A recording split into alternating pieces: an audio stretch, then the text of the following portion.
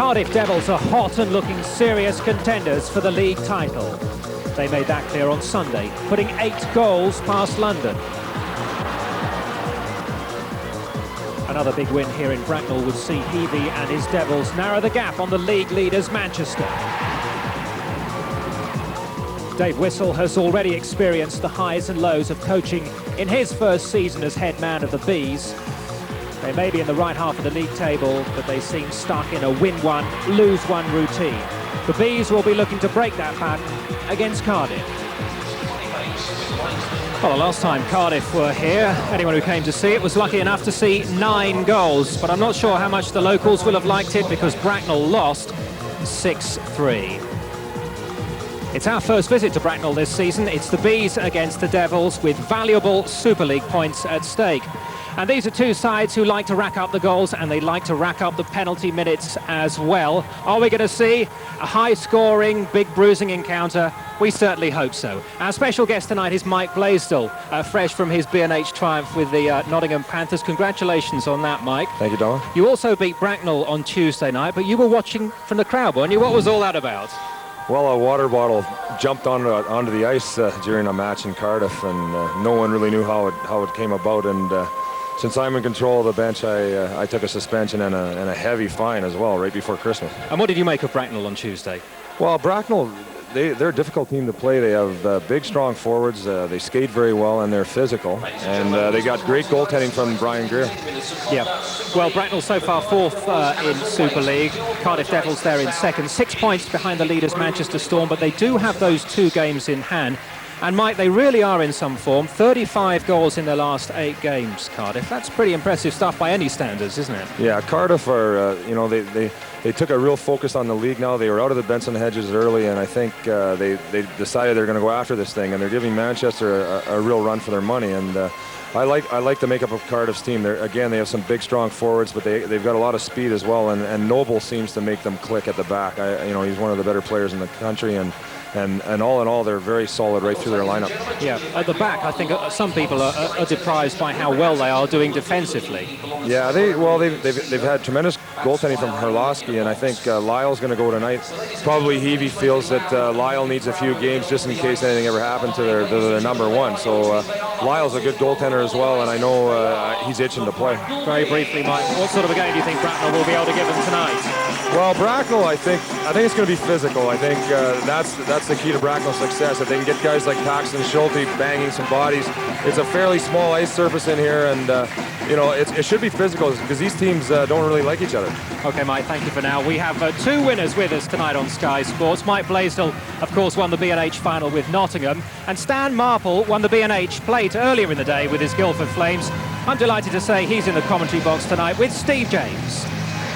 2 teams with a reputation for tough physical play, but 2 of the top 3 scoring sides in the league. In fact, Bracknell games average more goals than any other, and they've already put a record 9 past Cardiff in 1 game this season. We should be in for an all-action match. With number 1 netminder Mark Bernard injured, Brian Greer again deputises. High-scoring defensemen Shane McCosh and Rob Stewart on the blue line for the Bees. Ward, Junkin and Drouin have 35 points between them this season. Cardiff gives Steve Lyle a chance in nets rather than first choice Derek Orlovsky. The 18-year-old brings down the average age. Eckroth is 38, Simeone and Maury are both 35. And the referee for tonight's game is 28-year-old Canadian Nigel Boniface, who started officiating when he was just 12. He's been all the way to the European Hockey League, very experienced. Dale Junkin is not just Bracknell's joint leading scorer in all competitions of the Super League era, but also the 2nd highest ISL point scorer of all time. Having finished top of the list in the inaugural year of the competition 2 seasons ago, he's currently got 97 points. The only player to have more ISL points than Junkin is Cardiff captain Ivan Matulik. He's not in the starting lineup tonight. The captain for Cardiff will be sitting out on the bench. In fact, he just skated across your screen towards us there, past the referee. He's just, in fact, reached 100 points in Super League, the first player to do that, and he needs just 1 more goal tonight to become the first player to reach a half-century of goals in the Super League. And before the game faces off. Just a very quick congratulations to Stan Marple. Oh, thanks, Steve. As Benson and Hedges has always put on a great tournament, and it was a great day for ice hockey, especially for Nottingham and Guildford. Nigel Boniface then prepares to get this Super League contest underway. The Cardiff Devils, with so many goals in the last few games and so many goals scored this season by the Bracknell Bees as well, we should be in for a high-scoring game, but also, as we've said, and as Mike Blaisdell said, there's been a little bit of bad blood from time to time between these two sides, so it could very well be physical in a relatively small ice rink, Stan. Yeah, you can see the size of the rink right there, Steve, already showing a turnover from the Devils there, and the Bees were quick to jump on the puck and almost capitalized. And luckily for the Devils, it was offside there. They were kind of outnumbered. You saw a close-up just now of Rob Stewart, the second highest scoring defenseman in Super League. There's only one defender who's got more than that, and he's on the other side tonight. That's Kip Noble. The Bees, for the first pressure of the game, 30 seconds almost gone of the match, and they turn it around the boards again. Keeping it in low, this is Drouin. Bracknell Bees keeping the pressure up here, and Stevie Lyle gets his first feel of the rubber, takes it in his glove. Some good puck control by the Bees there, really cycling the puck well, looking for that open man, and it's nice to see Stevie Lyle between the pipes tonight. He's a great goaltender, represents Great Britain on most occasions, and it's nice to see Paul Heavey giving him a crack at a big league game like this. Steve Lyle, born in 1979, he's got just had his birthday. In fact, just a couple of days ago he had his 19th birthday, and it's hard to believe that he is 19 because he's been playing for 5 years already at the very highest level. Yeah, it's hard to believe the kid's only 19. He's been around ever since I've been here, and he's always played very, very well. I can even remember him winning a prize in a tournament, which was a shaver, but that was before he started shaving. That was in a European tournament, a European junior tournament. Lyle does well there just to bat the puck away. The Bees, though, have started the better of the two here in their own rink, putting on some pressure early on as Pope clears to neutral ice.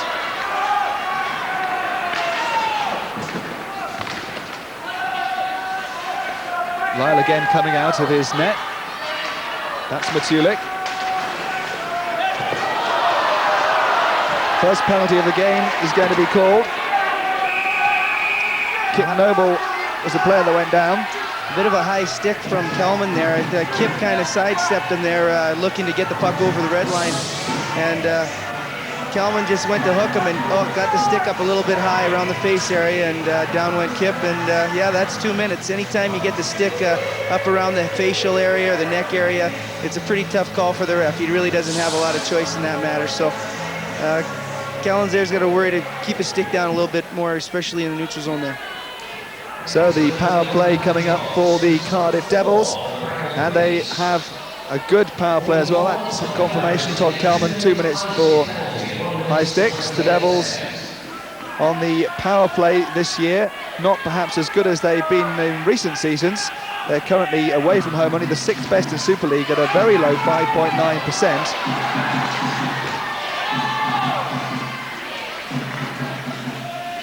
On the penalty killing this season, Bracknell Bees, on the other hand,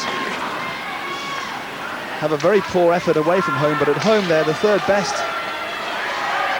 Oh, sorry, that's, I should say, just looking at the wrong figures there, Stan, for a moment. They actually have the worst penalty killing at home of all the teams, but it's fairly close in terms of the statistics, so maybe that's a little unfair on them. Yeah, Bracknell's only 75% at home at the moment in regards to killing penalties. That's something they want to improve upon. But overall, they're around 83%, which isn't too bad. Puck just going across the line, a little later than the forward. That's an offside call.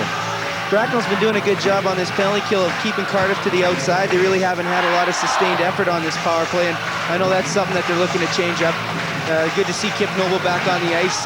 Wasn't hurt too much from that high stick, and he's going to probably play a big part in this power play with 1:17 left, Steve. All-time leading defensive player on scoring in the Super League, Kip Noble. I tell you, Kip comes up with some big goals for this Cardiff club too. He always seems to jump into the play at the right time, and he's very offensive-minded and very good puck handler. This is Evans. Cardiff just getting it into that corner. Taken off the boards. This is Matulik. Matulik turning it back around the boards. And Cardiff getting a chance here to set themselves up for a play on this man advantage.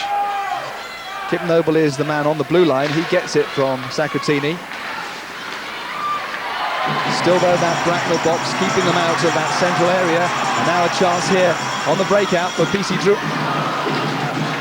Good bit of back checking by Sacratini to break up that potential 2-on-1, Steve. He's really working hard. Into that corner once again. Cardiff Devils once again in a position to try and set up a way through this Bracknell defence. On the power play, the Devils get a shot in. Did that go just over the line? See Sacratini go for the front of the net off that shot from Noble, and that's exactly what he wants to do. He wants to get in the face of Greer, make sure that he can't see the puck, but unfortunately it just crossed over the blue line before Kip got the puck away. Kip really wants to get a low shot there, Steve. Maybe not, I know he's trying to get away quick, but if he had a little bit lower shot, a little bit more chance for rebound, a little bit more better chance of Thornton or Sacratini hopping in a rebound. Well, before the start of this game, the Cardiff Devils had had 17 power play opportunities against the Bracknell Bees in the 4 previous matches they'd played, and they'd only scored on 2 of those occasions for an 11.8% scoring record on the power play. And they haven't managed, I don't think, to score on this particular power play because the time is just ticking out now. The puck just jumping a little over the stick there. The Devils will be able to get their forecheck into action here if they can put pressure on the Bracknell Bees. Bees, though, with Kelman, who's straight off the bench and trying to get the puck out. This is an opportunity for the Bees now. Cote turns it back in.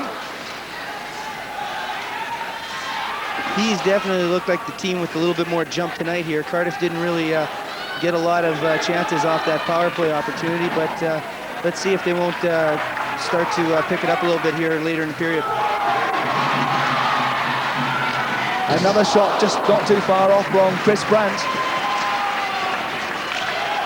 I'll tell you what, Chris doesn't usually miss from that range. He's got a lethal shot, and appropriately is probably one of the highest scorers in the ISL. 3rd highest scorer in the Ice Hockey Super League, 2nd highest in terms of goals, and he's got 57 goals in all Super League competitions over the last couple of years. Some good forechecking by Bracknell here, but Cardiff breaks out well, and Simeone's trying to drive to the net. 2 defensemen coming across the cover quickly on the line change there because Simeone on the left wing, but God was away, and almost an opportunity there for him to get the puck on net, and Simeone has been playing so well in the last few games. Mario Simeone has scored 7 goals and 3 assists in the last 5 games. You always want your players to drive to the net, Steve, and here Simeone gets the jump on the Bracknell defenseman, and Greer comes up with a big sprawling save. Defenseman gets his 2nd win there and does a good job of getting Simeone away from the front of the net, or else he would have had that rebound. He's a big, strong guy, Mario. You know, he's 6'2". He's about 220 pounds, and you know, as a defenseman, when he's going the net hard, he's hard to contain. He's got to keep that up.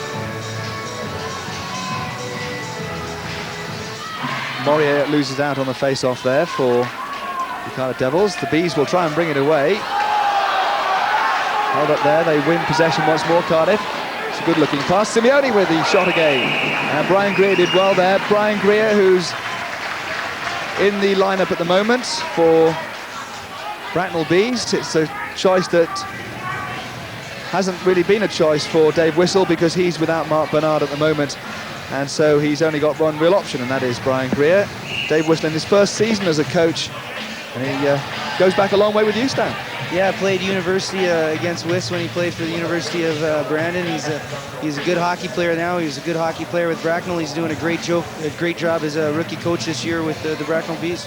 Really happy for him. Cardiff win the draw this time, and a chance here, and Sacratini gets the touch to put it in the net. And that one got loose just in front, and Sacratini, I think it was, that got the touch. 1-0 to the Cardiff Devils. Nice goal by Cardiff, and we just talked about guys driving to the net. Looks like an innocent shot, but there's Sacratini, you know, right in front of the net. Greer makes the initial save, but defenseman's nowhere to be found, and he just puts in the rebound. Nice shot from the point, making sure it's on net. Sacratini all alone, slips in the rebound. It's a tough situation, defense his own face-off, but everybody's got to assume a responsibility. In that instance, the Bracknell defenseman just lost his man in front. Next thing you know, goal, pucks in the net. And the Devils moving forward. It must be said that the Bracknell Bees started well, and they'll be very disappointed to find themselves a goal down. Yeah, Cardiff's got to be happy with that type of start, especially being on the road and getting out of the gate a little bit slow. But Bracknell try to make up for it right here. With Junkin, and then the shot coming in, just some way off target, but it's still in there. Matt Cote makes sure it stays in there for the Bracknell Bees. Colin Ward will chase it around into the corner. Junkin is there at the net if he can find a way through. Drouin then takes up the position, but it's Cardiff Devils who can get it away. Greg Burke to PC Drouin. Ward again. Some more good pressure, responding well to going a goal behind Bracknell Bees. Drouin. Oh, that's good stick work by Drouin. Couldn't find a way through though. Nice save by Stevie Lyle, staying on his feet. Right down to the other end. There's the touch, icing the call. Yeah, Bracknell's done a good job of sustaining some good pressure in the Cardiff end. Matt Cote, you know, he's a real strong competitor, and he does anything for his team. He blocks shots like no one else that I know. And there he is, you know, just before that, keeping the puck in, keeping it back down low, and all of a sudden Bracknell's got a good opportunity from it. Greg Burke was unlucky to have a goal there. Over 6 minutes played in this game, 1 goal so far. Perhaps not as many big hits as we might have thought from these two sides early in this game. No, especially seeing that Bracknell's looking to gain on Nottingham at the moment and Cardiff chasing Manchester. Chasset gets it out in front. Brandt couldn't quite get the touch there. Devils, though, don't clear. Ferriccioli gets it back into Chasset. Now a chance perhaps for Priest or Evans to clear their zone. Lindman's coming forward. McWilliam is wide on the left. Excellent work there, though, by the Bracknell Bees, and Chasset comes forward again. Got some men open there as well, but once again, good save by the youngster Lyle.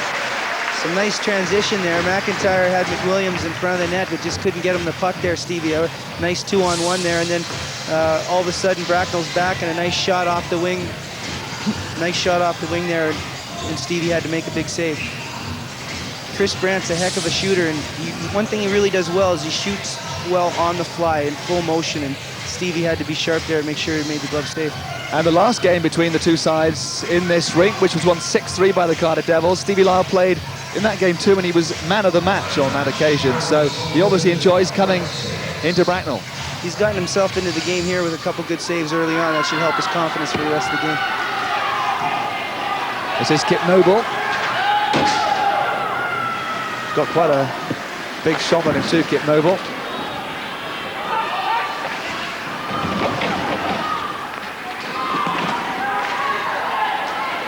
Devils holding up the Bees for a while, but now they can try and make progression down the ice. With Dennis Burke gets the shot in. Greg Burke can't keep it quite in. That was a heck of a shot by Burke. I think it just grazed the post. Stevie had to be sharp on that. Johnston. Oh, Burke is out in front, and Lyle did very well there. Burke wasn't picked up by any defenseman. Bit of a giveaway there by Kip Noble, a little uncharacteristic of his play, and left Burke all alone, but Stevie made a great save again. And Kip Noble tried to make amends with that shot there, which went wide, and he's back on his blue line now as once again Bees come forward. This is Johnston, and there's Kip Noble, and he's brought to the ice. Kind of gloved the puck ahead there to his teammate Thornton, and so it had to be blown down by the referee. Wasn't a great shift for Kip there, but he's a competitor. He knows he made a bad play. He'll feel more than I see him shaking his head there, but he'll more than make up for it as this game goes on. It's another player that you've played against, isn't he, Kip Noble? Yeah, Kip and I go back a long way. Actually, when we were kids growing up in British Columbia and Canada, we're the same age, and we attended junior Olympic camps together and played a little junior hockey against each other. And Kip's a heck of a nice guy, and it's great to see him doing really well over in Holland first and then here in the Super League. He was Oh, you can just see the face-off so far. Cardiff just ahead on that particular front as Rob Stewart gets it in looking for Chris Brandt. Sure, we'll talk more about Kip Noble later in this game. One tidbit about Chris Brandt, Dave Whistle told me tonight, Steve, that he's breaking in some new skates, and he had his old pair for about 2 years, and he hates breaking in new skates, so we'll see how well he does tonight. He seems to be doing pretty well so far. There we are, you can see they're nice and bright and shiny, aren't they? Yeah, it's always tough for players, you know. Some are a little superstitious, you know, they get used to equipment that fits well and works well for them, and they don't like to change it, but, you know, skates are a necessity, and every once in a while you got to slip on a new pair, so see how he does tonight. Dave Whistle and his Bracknell Bees looking on. They'll have a face-off in the Cardiff Devils zone. They're a goal behind. A goal scored by Vezio Sacratini, and the Cardiff Devils will be very pleased with that, I'm sure. Yeah, it's a fast game out here, you know, and although Bracknell's had the majority of the play this period, Steve, you know, it only takes one mental error. You know, Bracknell defenseman didn't pick up Sacratini in front, and all of a sudden, it's 1-0 for Cardiff.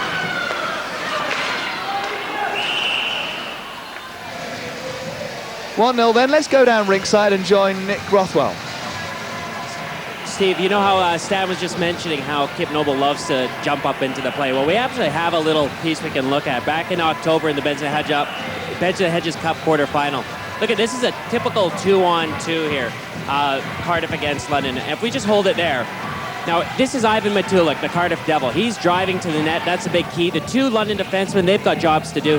Now, look at Kip Noble coming in from the top. He's the guy to watch. He comes into that open space, shoots, scores. No wonder he's the Secunda Super League face to watch last month. Let's keep an eye on him tonight. I told you we'd talk more about Kip Noble throughout the course of this game. He certainly jumps into the play well. He's almost like a fourth forward out there at times, Steve. He reads the game very well.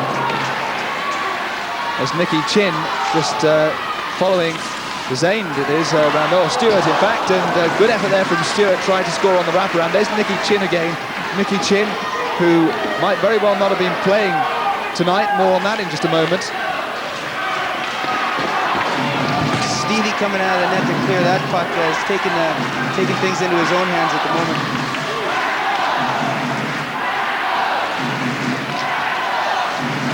Nick Chin coming forward now. Going coast to coast. Nick Chin still has possession and eventually just runs it into Greer. There's Nicky Chin, who was actually going to miss this game. He was handed out a 10-match ban this morning by the Ice Hockey Super League and fined £250 for an incident that happened in the last game against London, a slashing incident. He got 2 minutes at the time. He was then, after video evidence, given that 10-match ban, but he's playing tonight because the Cardiff Devils are appealing against that ban. And so until that appeal is underway and until it's completed, he can continue playing. I can't really comment, Steve. I didn't see the slash itself, but I'm sure it's something that a very fair and thorough investigation will be taking place by the Ice Hockey Super League. Kip Noble having to go back into his own zone to clear for the Cardiff Devils. Almost took out half the Bracknell Bees team there with that clearance. One thing that really impressed me about Dave Whistle's team tonight, Steve, is that as well, they're forechecking very hard in the Cardiff zone, but they're also making sure they don't get outnumbered in the neutral zone. The last rush that Cardiff had, Bracknell had 3 guys across the blue line and really picked up their men well. So it's good to see that Dave Whistle's teams come to play tonight, and I think they're a bit unfortunate to be behind by a goal at the moment. Well, that puck gets batted down the ice from the face-off. Brian Greer comes out to take it. The backup netminder for Bracknell Bees this evening is Bjarni Leveson, who was on loan from Basingstoke. So Stan will know a fair bit about him. They're quite a low ceiling here at Bracknell, and that pass there high and hit the roof, and so obviously we're going to have to stop for that. That's Nigel Boniface making that call. Yeah, I think a lot of the players here in the Super League, Ice Hockey Super League, are a little spoiled because the venues are usually a little bit larger, or quite a lot larger than Bracknell's, and they got that option of that high flip into the corner, which is sometimes a very good play for it gives the forecheckers time to get down low in the offensive zone.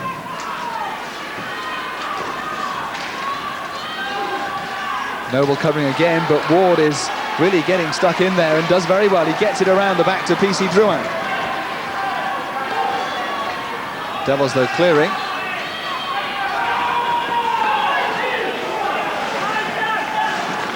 We're putting it on the stick of Todd Kelman. Kelman getting some interference there from Simeone. The referee allowed it to go. No real problems there. That's not the best of passes, but Drouin with Moria, and the Bees come away with it once again. PC Drouin looking to see if he can find somebody out in front, but McIntyre was back to cover for the Cardiff Devils. Still in that zone, now it's cleared, and Cote will just have to wait a moment. And that's a bad pass back to Cote. Moria is away, he's got Simeone too. Simeone couldn't quite get hold of the pass first time. Bit of a bad giveaway by the Bracknell defense there. Cardiff soon to capitalize. Luckily they didn't get a lot on it. Noble with a shot pushed away into the corner by Greer. Moria turning it around to Simeone behind. McCosh is in there as well. It's not being cleared, and Nigel Boniface decides enough is enough, and the game is stopped because the puck was frozen against the boards. Yeah, it's a good play by McCosh there. You know, sometimes you get in a game situation where you don't know exactly where everybody is. You're running around a bit, you get the puck to the boards, you get the player to the boards, and you just hold them there and force a face-off, particularly when you've been out there for about a minute and a half and you're a little bit tired. So good defensive play by McCosh. So a change of lines. And it's going to be Versio Sacratini there going in with Jeff Johnston, I think, for this face-off. Let's hope Johnson stays with his man off this face-off a little bit better so Sacratini's not all alone in front of the net again. We'll see what happens. Sacratini scored the only goal of the game from a face-off at this very point. We've got 8:39 to go, and in fact, Sacratini is thrown out of that face-off. Oh, and Jeff Johnston having trouble with Steve Thornton that time. Again, you know, the centerman on the draw, especially in your own end, you want to win the draw, but you got to tie up that other centerman. Johnson didn't do a very good job there. Thornton got a good quality shot away. Jeff Johnston recently been in the Great Britain team, in the Great Britain training camp. This is Ivan Matulik, the captain for Cardiff. Not finding a way past the very experienced Matt Cote. Matt's very tenacious defenseman, marks his man very well. Matt Cote, another GB star. Greg Burke decides he'll just hit it around the boards, try and rim it and get it out of the zone. It bounced up high. Let's go down once again to ringside and rejoin Nick Rothwell. Steve, let's have a look at this play right now. The Bracknell Bees, Stan mentioned it, how well they're playing in the neutral zone. We can roll on from here. Cardiff are breaking out of their zone really well. Look at all the Bracknell Bees there. We just hold it there. We got 1, 2, 3 Bracknell Bees all doing their job, coming back. Let's roll on and see what happens. They're all coming back, doing their jobs. Nicky Chin, all he has the option is to drive wide. He does well to get the puck to the net. Greer with the save. That's a team that's really conscious on their defensive play right now. Back to that face-off circle again to the left of Brian Greer's goal. This time Matulik almost came through the middle. Priest turning it around. Cote gets it to Chris Brandt, who should have no problem in clearing his zone. And the Bees coming forward now. They're trailing by a goal to nil. Cardiff Devils with that Vezio Sacratini goal. And here's a good chance for the Bees, trying to get it past Stevie Lyle. Stevie Lyle very sharp in net there to intercept that pass coming out in the slot. Good job there by Stevie.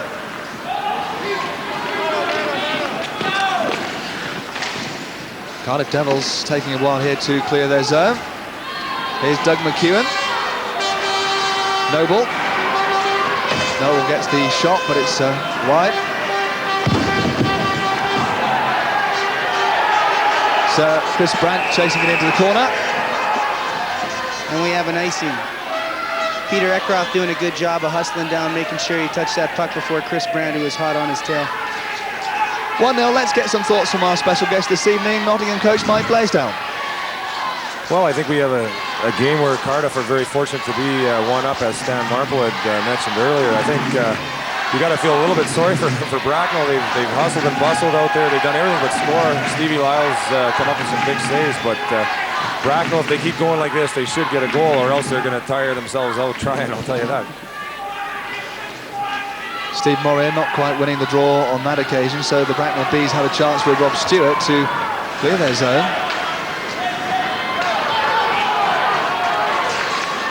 This is Denis Chassé, winds up for a drive, got a touch on the glove there, Steve Lyle. Drouin hops it around to Chassé again.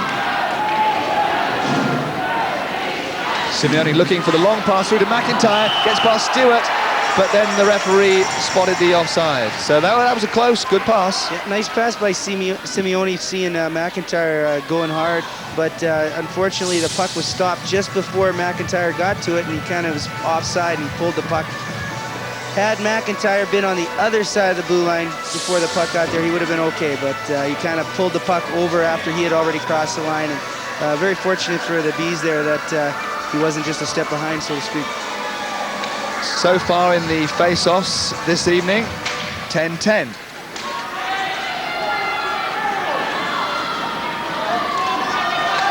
Moria for Cardiff, being held up by Kelman, but they found a man on the left-hand side, and in the end, Greer just goes down. What do you make of the passes this year, the extra ability to pass for long? We've actually got Got a little fisticuffs just about happening in the corner there, Steve. A few guys letting each other know they don't like the way they're going to the net, but I don't think anything will come of it.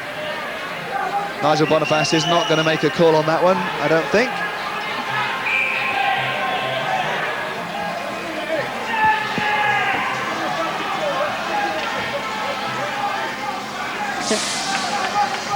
Temper's blazing a little bit here, a bit of a high stick there by Frank Evans. You know, Frank's not one to back down from anybody, and Bracknell took a little bit of an exception to it. Burke's right in there making sure that he's standing up for his teammates as well. So, you know, hockey's a physical game. The guys, sometimes the tempers flare a little bit, but Frank Evans, like I said, he's a real competitor, and he's going to make sure that he's sticking up for his teammates as Brian Burke was. I was going to ask you your thoughts on the longer passes this year, having taken the red line out of play. You know, I think everybody anticipated that would make a bigger difference than it has, Steve. Playing university hockey and not having the red line in place for the two-line pass, I don't think it really changed the game all that much. It makes the defenseman a little bit more aware, but really hasn't changed the scoring that much this year. Well, in fact, goals are down this year from around 7 a game on average last season to about 6.66, I think, is the current average goals per game. So it hasn't brought more goals so far.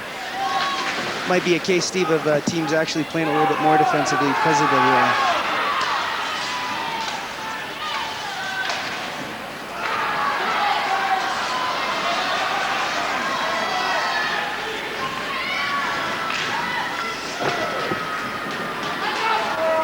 Bracknell Bees trying to get the puck off that board. Tussle there between Dezaine and Matulik. Dezaine getting it towards the blue line. It's cleared by Pope. Todd Kalman clearing. Pope again takes it down. Priest takes a tumble on the ice. No call on that. Good defensive work there by the Bracknell Bees. Some good covering as they now look to make the transition from defense to offense. The bounce almost played into the hands of Druin. Ward looking to pick it up, so to his Junkin, looking to try and squeeze it under Stevie Lyle, couldn't quite do it. Still though, the Bracknell Bees in that Cardiff zone, still looking for a way through, just clears the zone. Bracknell just seems to be working really hard down low there, forechecking, giveaway there by Greer, forechecking very hard and creating some good turnovers in the double zone. It's a good pass, and again it just wouldn't quite stay on the stick long enough. Offside there though, because PC Drouin was offside. Ward 4:20 left to go. Yeah, Ward just didn't see his teammate there, or else would have had a good opportunity. Mike McWilliam coming off, Mario Simeone and his line going back out onto the ice. Well, that's a pretty good record, isn't it? Yeah, I think that Bracknell's aware of that fact as well, and I think anytime another team's had some pretty good success against you, you know, you get you up for that game. You want to make sure you have a good account of yourself, especially at home, and so far Bracknell's been doing just that. Linman with a shot, saved by Greer. Cardiff have won 3 out of the 4 games between the two sides this year, but the one occasion that they didn't win, they lost 9-3 in here. Nice shot here, shooting on the fly like we talked about before, shooting in full motion. I think what Cardiff needs, though, is we had a kind of isolated rush there. A shot, good save by Greer. Cardiff needs some more guys driving hard to that net, looking for the rebounds. Brian Greer went into this game with an 88.4% record, 10th best in Super League. Not the #1 choice for the Bracknell Bees, but Mark Bernard is going to be out for some while. In fact, they were hoping he would be back in after a hernia operation next month. But another scan today has shown there might be another problem, so it could be a while yet, whilst Brian Greer remains alone in the Bracknell Bees net.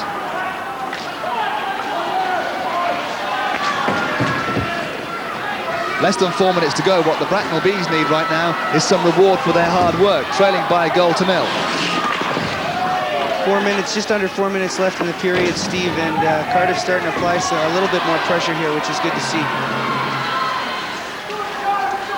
Lindman picks it out, finds Moria's stick. He just drops it off for McIntyre. Lindman has kept going forward. Simeone's right out in front. But here now a chance for Bracknell to come forward. Pass didn't find a man.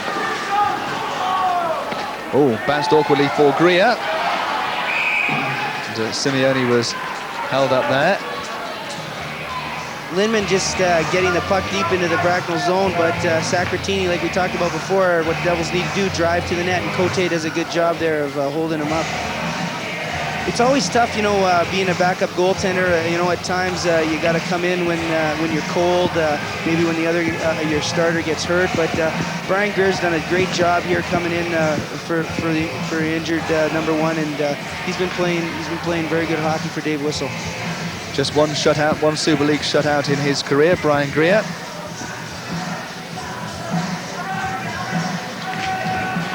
Sacratini held up this time. And here now are the Bracknell Bees skating well. This is Ward. Ward finds a way through. Tried to drop it off to Drouin. It's picked up by Del Junkin. Look to get it back to Kelman on the blue line, but Tulik takes it out. Turned back in.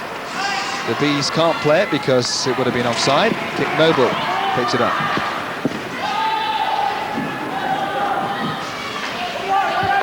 This is Kelman helping it around the boards. This could be a breakout here. Is the referee going to call that one? No, the arm stays down.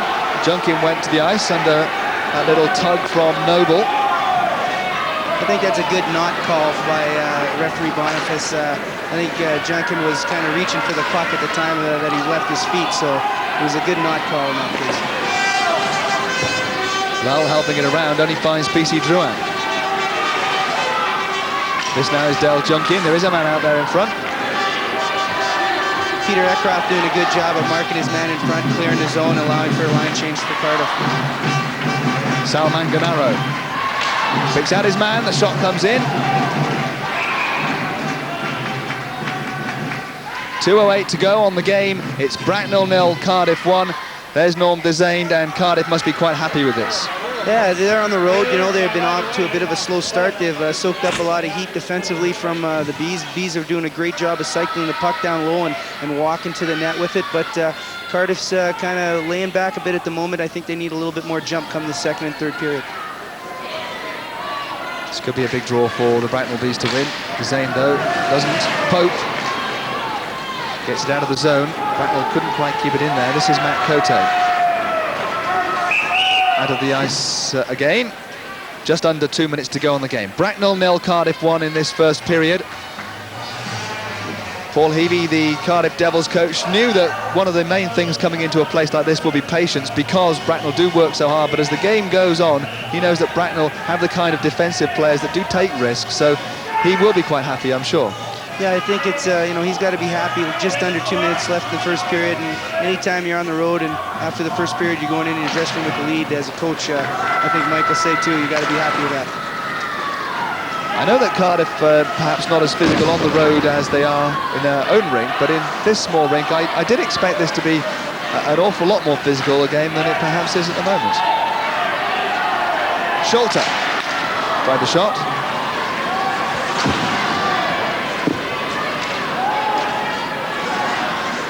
Well, a perfectly executed flip pass that time. Almost hit the roof, but not quite. Evans, though. But William has kept his nose clean this evening so far. He's had an awful lot of trouble with referees of late. Priest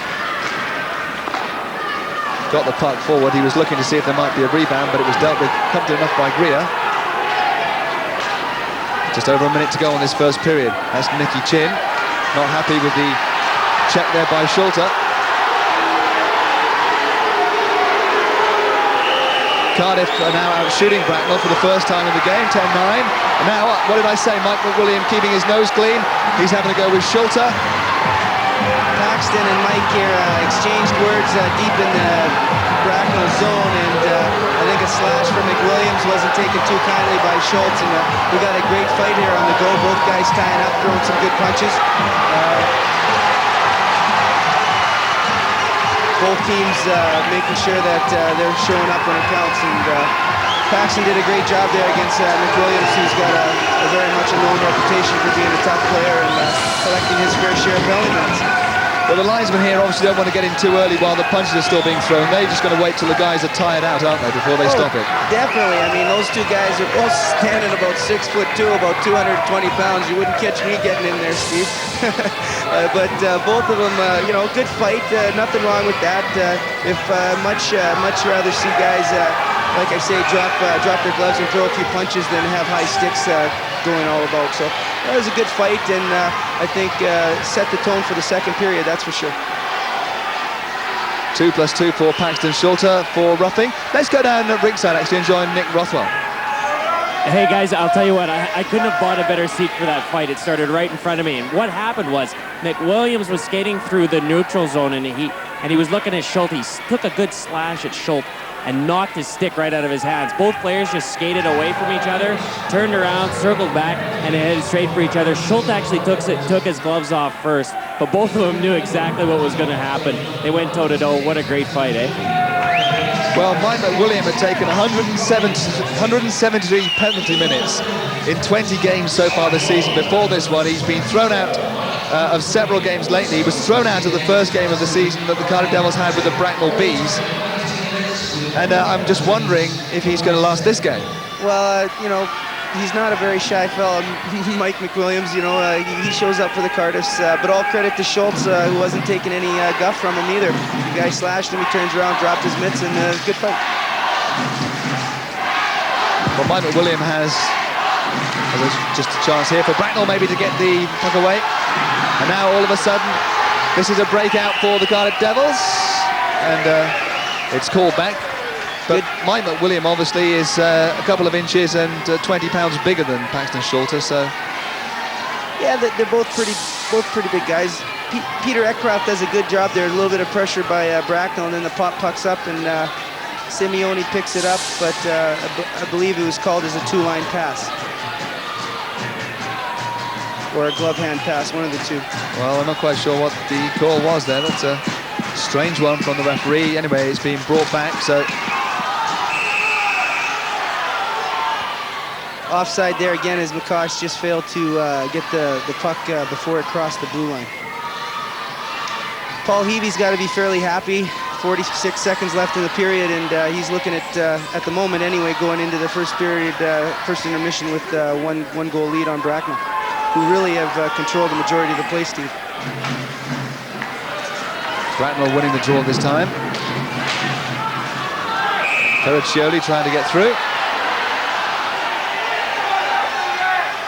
We got some very close offside calls, but you know, the linesmen, all credit to them. They're right on the blue line. They're making sure that they're making the right call at the time. You don't mind them calling an offside, Steve, as long as you know they're on the blue line making that call.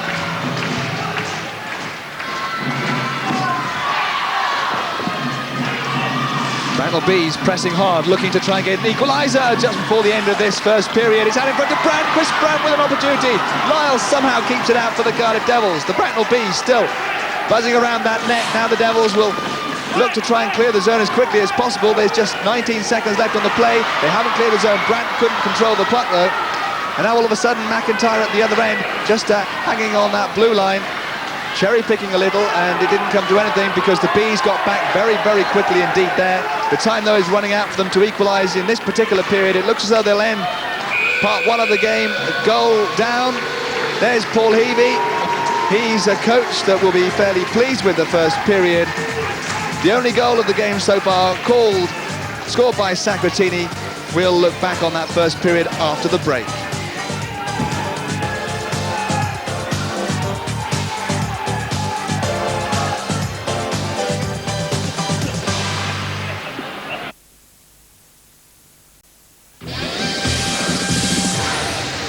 Here's a check on the live football coming your way this weekend on Sky Sports, starting Friday night at 7 on Sky Sports 3 with a First Division game between Bury and Sheffield. First Division action on Sunday again. It's Portsmouth against Grimsby. That's Sky Sports 3 from midday. And our Super Sunday game is the Premiership encounter at Selhurst Park between Wimbledon and Liverpool. That's Sky Sports 1 from 3.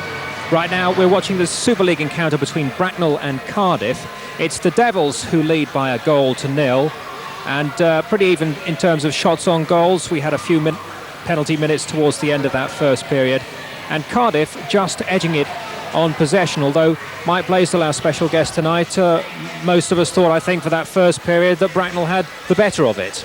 Yeah, I thought Bracknell was unlucky to not score. Lyle's playing very well for one of his only starts this season, and I think Bracknell are not shooting the puck enough, maybe, and they seem to be working everything in behind the net in Cardiff, but they don't seem to have a guy out in that real high slot or the good scoring position, and their shots have been from in close but off to the bad angles, and so they had one good opportunity. Chris Brandt had a good opportunity late in the third or in the first period there, and he narrowly missed. But again, Lyle's playing well, and Cardiff are the type of team they can weather a storm, which is that first period, and then they should come on stronger in the second and third.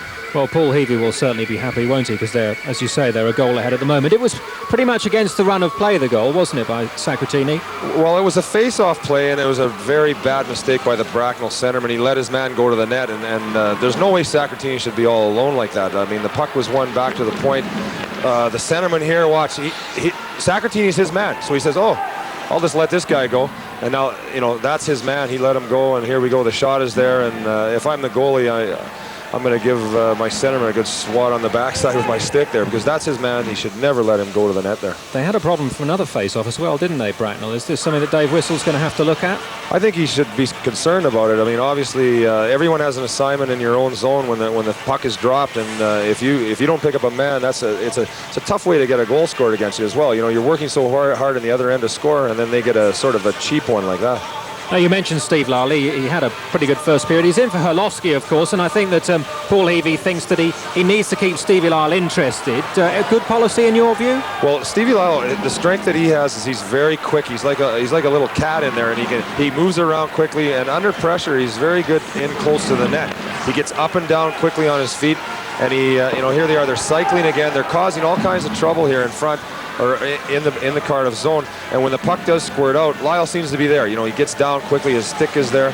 He's very good at that. What Bracknell need to do is get the puck out into the higher areas and take some shots, and right. Because Lyle's not a big goaltender, they got to shoot the puck a little more. Too much going on down low. Exactly. Okay. Bracknell, apart from Steve Lyle's performance, what about the quality of the shooting from the Bracknell side? Is that up to scratch, do you think? Well, Chris Brandt's got probably one of the better shots in the country, and he gets a number of chances here tonight. I think this may be one of them here. The puck squirts out there. He's out in the high slot. That's where he should be.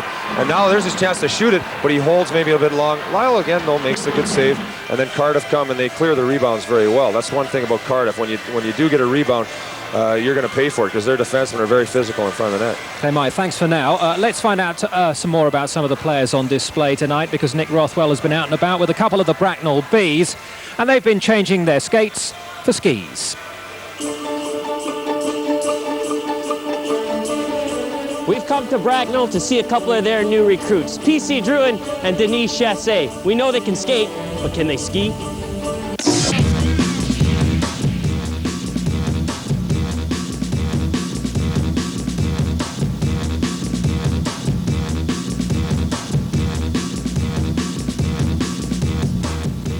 Lost your head coach last year, Jim Fjorchek, was gone to London. Dave Whistle stepped in. It's been pretty good for you guys, eh? Yeah, I think he's done good for the first year, and all the guys really enjoy playing for him. Great guy, and we really want to try to win for him. Keep these slopes. All right, let's go.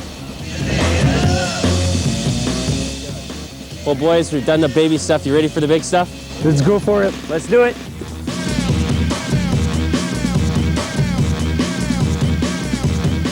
You guys don't normally get to do a lot of skiing during the season, eh? No, I don't think we're allowed, so hope they don't see this. We got special permission for you, though. All right, good.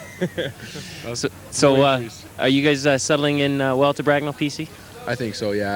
I've enjoyed myself a lot here right now, and well, like I said before, like the best part of being here, I think, is the team atmosphere. Guys are great, and everybody gets along, and it just makes it so much more enjoyable to come to the rink every day and work and go on long road trips. Like, everybody gets along, and that's great, I think. Denny, you've just been here for a month. Are you and your wife settling in okay? Yeah, we had a little trouble with the apartment to start with, but now it's getting better and everything getting settled, so that's good. Of course, you've come here with a great pedigree, 160 games in the NHL. What was that like? I had a great time, you know, in my career playing in the NHL, but now I moved on to something else. It's down here, and it's been great, so I have a lot of fun. Of course, you guys are battling it out mid-table right now, PC. It's not a bad position to be in, is it? No, definitely not, especially considering our schedule right now. If we can put a few wins in a row and get a winning streak going this week, I think we can be right back up there and, you know, get back on track.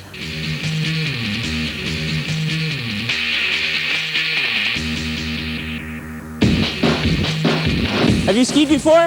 Yeah, I skied when I was younger. The word around the league is you guys are a little bit, teams don't like playing you too much. I guess you guys like using the lumber a little bit. Yeah, I guess we got a few guys, new rookies this year that like to play it rough out there and just make sure that doesn't get too rough and kind of intimidate guys. But we count on them every game. They're good players too, so you know they're not just goons or anything like that. They're good players that play intense and play hard out there. And Denny, around playoff time, you and your wife are going to be expecting a little present, I guess. Yeah, my wife's pregnant and she'll be due at the end of March, so probably going to be a little British, so it's pretty good. Might be some good luck in the playoffs, eh? Hope so.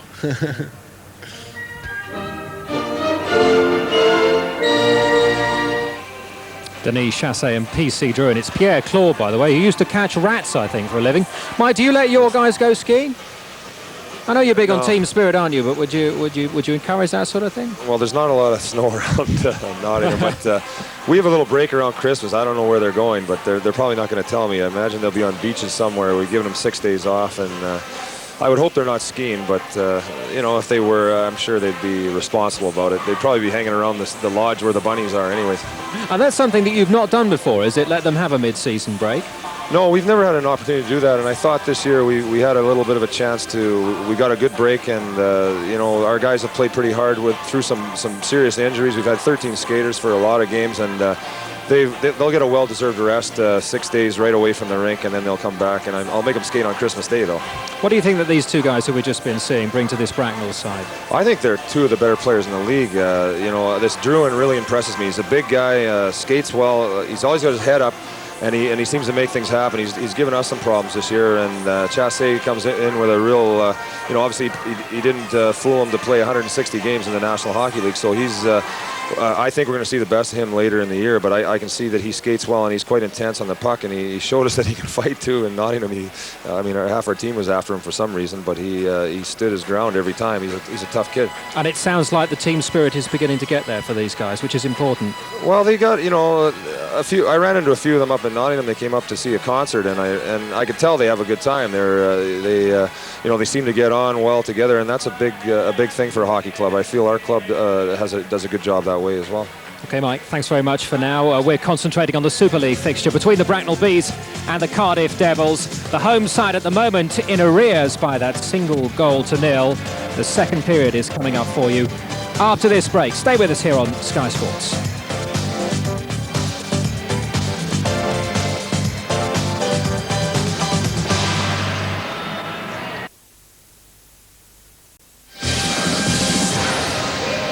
After the international weekends, it's back to club rugby on Sky Sports 3 this Saturday from 1:30. It's Sale against Gloucester.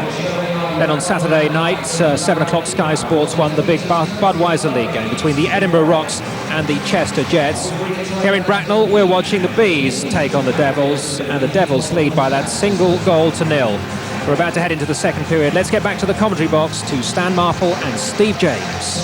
And the Cardiff Devils leading, but the Bracknell Bees, if you look at their statistics for the season so far in Super League, they do have a losing record on aggregate in the first period of games and a winning record in periods 2 and 3. So Brian Greer in the Bracknell Bees net can at least draw on that. that at home here against the Cardiff Devils tonight, they can come back and win this particular game. The Cardiff Devils, along with the Manchester Storm, the only two teams with a winning away record in Super League this season. And this is a big one for the Cardiff Devils to win as they try and keep on the coattails of Manchester Storm. 15-15, it was each in face-offs in the first period. The Bracknell Bees winning the first of the second, though. It just goes to tell you there, Steve, how important home ice advantage is in the Ice Hockey Super League. I mean, the teams are so competitive. It's so close. You know, any team doesn't show up on any given night, and they're going to get beaten. And you know, Bracknell tonight wants to make sure they get this home game with a big victory. Jeff Johnston called up, as I said earlier, to the British squad earlier on for Great Britain's training camp.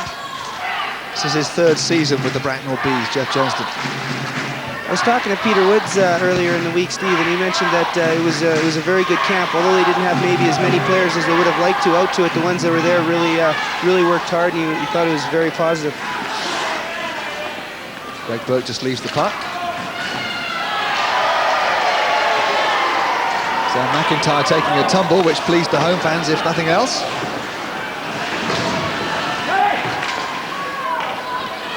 And the Bees trying to get the puck out of that corner. Kelman is on the blue line. Cleared though, and here's McIntyre chasing again. Greg Burke holds him up, going for the man, not the puck. It's the correct thing for the defenseman to do. Puck shot across the face of Brian Greer's net once again, but it's a quick breakout, designed. Just an offside call there though by the linesman. Let's go down and join Nick Rothwell. Guys, I'm down here with Mark Bernard, the injured goalie from the Bracknell Bees. Mark, how's your injury coming along? It's just been 2 weeks tomorrow, and it wasn't a big surgery. It was just a minor surgery, and things are healing well. And hopefully, in the beginning of the new year, I'll be back on the ice. Now, I know you were noticing a little bit about Stevie Lyle. You said he had a pretty sharp period, 10-10 the shots. Yeah, he last time they were in this building, Derek Karlovsky was away playing for Team USA, and Stevie Lyle came in and stoned us. And maybe he has a little bit of our number, and he played well in the first period. It'll be interesting to see if he can keep it up. All right, we'll see. Thanks a lot, Mark. Thank you. Brian Greer is having a fairly good time in nets, though, for the Bracknell Bees. Beaten once on this particular occasion tonight by Vezio Sancratini in the first period from a face-off. The Bracknell Bees started the first period well, and they're doing quite well at the start of this second period as well. It looks like Cardiff as well came out with a little bit more jump in this second period, getting a puck in deep. I'm sure that Paul Heavey had a few words to his side there. There's Kip Noble jumping up into the play like we talked about before. He's very offensive-minded, and he always contributes well to their offense. Brent Pope this time just dumping the puck down the ice. Cote skates back, gets the touch. That's the icing call. We'll go back down the other end. 18-14 left on the second period. Bracknell 0, Cardiff 1. I'll tell you a picture there of Matt Cote going to the bench. Matt's not the biggest guy on the ice, but he's probably got one of the biggest hearts, Steve. He's a very fierce competitor. He's been playing over here in a long time, and he always plays very hard. Well, he's 32 years of age, and he's in his 9th season here. Bracknell 9-3 on that occasion. That's the most in the Super League era against the Cardiff Devils, and that came just a night after they'd been shut out and lost 3-0 the previous night in Cardiff. Good shot by McCosh there. He had quite a bit of time, just didn't have anyone in front for the deflection. And McCosh is the player that gets back to pick up the puck again. This is Chris Brandt. Still got his new skates on. This line of Brandt, Ferriccioli, and Chasse has been playing really well tonight, and I wouldn't be surprised to see them contribute to their Bracknell's offense. Dave Whistle has been very pleased with that first line over the course of the last few games as the puck comes across again, looking for Chin there from Doug McEwen. Back into Chin. Chin winds up for the shot, straight at Greer, and it's stopped. Nice save by Greer. Nicky Chin, kind of a bad angle there when he took that shot, but you got to shoot the puck in order to score goals, and Nicky's got a very hard, heavy shot, and Greer's equal to the task on that occasion. We see him shooting on the fly again. We talked about that, Steve, making sure that you're shooting in full motion. Cardiff wants to really have a second guy going hard to the net, but it wouldn't have mattered in that situation because Greer did a great job of controlling the rebound.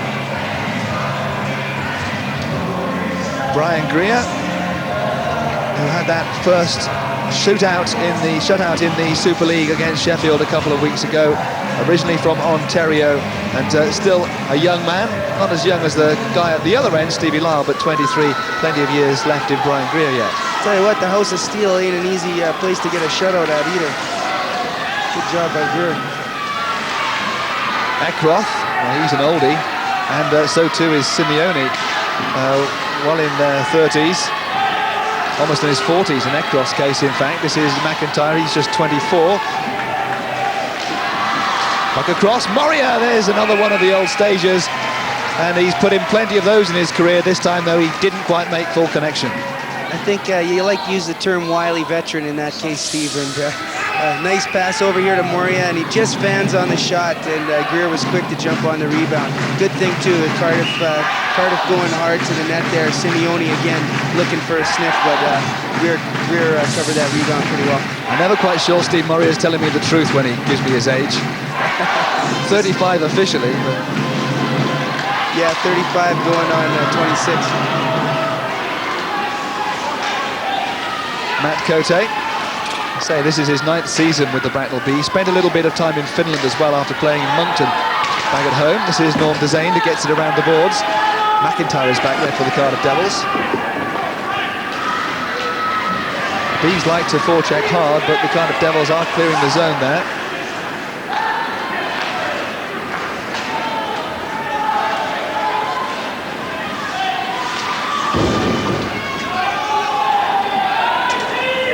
Noble again chasing back.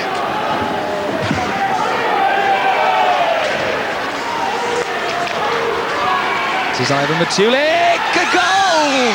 Oh, great shot by Ivan Matulik, breaking down the wing. We talked about shooting on the fly. Cardiff does a good job of it, and I'll tell you what, it's a great shot by Matulik to pick the corner on Brian Greer.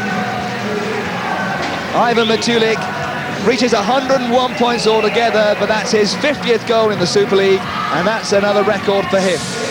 I'll tell you, with the way teams are playing so defensively, that's in this league, it's not easy to score that many goals in 3 short seasons, but great shot by Matulik coming off the wing. Look at, he's in full motion, he's shooting, cocks that puck back, boom, right off the post.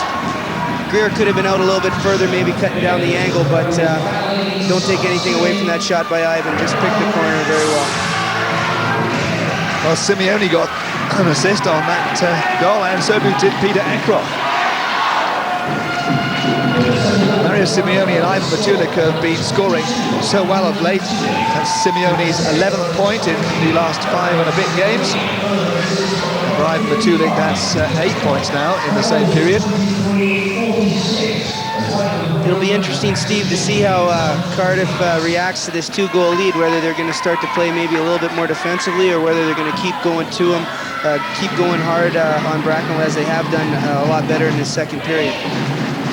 Ivan Matulik, who only just got that 100th point. He was the first Super League player last week to reach 100 points. He needed 1 goal to make it 50 goals. He's now got that 50 goals, 51 assists. Quite a record for the Slovakian, who started off with Edinburgh. This is Shane McCosh. And now they're going to have to take a few risks, aren't they, the Bracknell Bees? And they might get caught. This is a 3-on-2 play here. Thornton, Sacratini's on the other side. The puck didn't come over to him. And there's a penalty call as well. There's going to be a power play. Junkin was brought down. Sacratini is going to go for the trip or the hook, not quite sure which just yet, but it's going to be a power play for the Bracknell Bees. Some good end-to-end hockey, Steve. Bracknell had a 3-on-3, and Pope broke up the play at their blue line.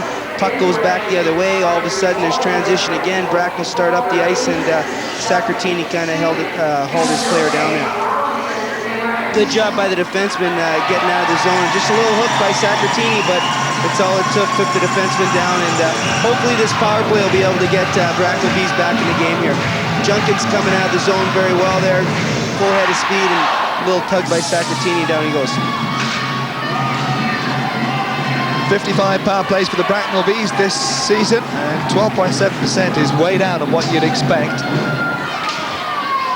As a coach, Stan, what would you like? 20% plus? I'll tell you what, anything around 20 plus is nice. Teams penalty kill so well these days, and the way the goaltenders come out and play the puck, it's not as easy as it used to be, but anything over 20 is not a bad power play at all. Bracknell Bees, having had this opportunity now to show their power play for the first time this evening. They've had 40 seconds and yet to really trouble Stevie Lyle. This is Steve Moria going forward. Cardiff Devils, who do score lots of short-handed goals, it must be said. They're leading the way. They've got 5 short-handed goals this season. This could be another one. Matulik trying to score, and he does! So Matulik gets a second. He's the short-handed goal king. So too are the Cardiff Devils, and now they're 3 up. I'll tell you what, some really great pressure by Moria and Matulik here. Chris Brandt wishes he had that one back, and Greer probably wishes he would have stayed on his feet a little longer, but some good patience in front of the net as well by the big guy. I mean, he could have, most players here would have just shot the puck in a hurry, but some good patience by Matulik goes to show why he's the first guy in Superleague to score 50 goals, Steve. Well, the Bracknell Bees are yet to score a short-handed goal this season. So too another couple of teams in the Super League as the Cardiff Devils come forward against. Kip Noble trying to score with the man down. Don't forget, we're still on the power play here for the Bracknell Bees, and 3-0 down. They really do need to take advantage of this now. Setting themselves up here for the play. Lacoste wide once again to the wing. Greg Burke is the man back at point. Manganaro getting it behind. Moving it around well, but not getting the shot away at the moment. There comes the shot. Manganaro had the shot. Lacoste trying to get in there as well. The Devils a chance with 20 seconds left on the power play to clear their zone. Doesn't quite. Still in there. B still looking for a way back into this game. Pope now takes his time. Gets it down to the other end. It's a chance really for the Devils to make a line change on their penalty-killing team. This is Greg Burke for the Bracknell Bees. That's the end of the power play. Sacratini is back out. The power play goes behind. No shots to Bracknell on that one, or was it just the one shot, I think, on that power play? But there were 2 to Bracknell anyway, to Cardiff anyway, and a goal, so... Cardiff does a great job of penalty killing, and even when Bracknell had the puck in their zone, Steve, they had a really nice tight box formation. They're keeping Bracknell to the outside of the rink, and they're doing just a great job of penalty killing. Besides Cardiff, the next best team in penalty killing, scoring short-handed, is Manchester Storm. They've scored twice, but on those 62 times short-handed, although they've conceded 9 goals, the Cardiff Devils have now scored 6 short-handed goals this season. And I suppose with the pace of people like Noble from defence, but especially Matulik, that's perhaps the reason why. Yeah, you got, like we said before, you got some wily veterans on that Cardiff team, and they read the play well, know when to intercept passes and take opportunities as they come. This is McWilliam.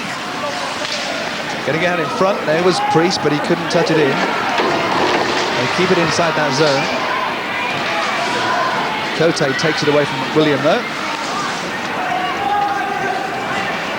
PC Drouin. Mike McWilliams had 2+2 after fighting with Paxton Schulter, who also got the same penalty earlier in this game. The puck goes on to the bench. 12:48 left in the first period. Second period, I should say, and all of a sudden it's changed around. It's now Bracknell 0, Cardiff 3. Yeah, it's it doesn't take much, but some good outside drive by Ivan Matulik. He picks the corner on Greer, and then just some good anticipation on the penalty kill. Chris Brandt comes out in front of the net. Ivan takes away the middle of the ice. Puck pops loose, and some good patience in front of the net, and finishes the play really nicely. Steve, I noticed Mike McWilliams took a very short shift. His last shift, he came off the bench favoring his right hand. I think he might have hurt it a little bit with that fight with Paxton Schultz. So I'll have to see how much ice time he gets as the game goes on. McIntyre challenged against the boards by Matt Cote. Morio working hard, checking in there. Lindman off the balls to McIntyre. Had Simeone if he thought about the pass. This is Simeone. Doesn't get past Cote though. Good job by Matt Cote taking the body on the man. Didn't even look at the puck. Puck goes high. Falls for Morio to pick up Evans, who aims it down for the corner. There's Cote again, taking his man out well. Puck still in there. This is Matulik. With a couple of goals, Matulik looking for Sacratini, shot just wide. Evans getting in low once again into that corner. I think Evans was playing left wing, not left defense. He's doing a good job of keeping the puck in deep and creating some offense for this Cardiff Devil team. They are working hard at the moment inside that zone, the Cardiff Devils. The Bees can't clear their zone. And got caught up in Cote. Let's get some thoughts on this game so far, midway through the second period, almost from our special guest, Nottingham Panthers coach, Mike Glasdale. Well, I think it's been a case of Cardiff have been like a boxer doing the ropey dope for the first period, and they just sat back, took what Bracknell had to give, and then they just looked like Heavey must have said something between the periods because they just got fired up. They've taken everything away from Bracknell now, and Bracknell looked like the tired club out there. The Bracknell Bees bench, and they must be wondering what hit them in that last few minutes, as Ivan Matulik, who comes the answer, that's what hit them. Noble with a shot this time, and it's loose out there. Sacratini getting stuck in. The Bees trying to get it away, but they haven't done so yet. This is Steve Thornton. He can't find a way through. A little bit of pushing and shoving, as you'd expect when things get rough around the edge of that crease.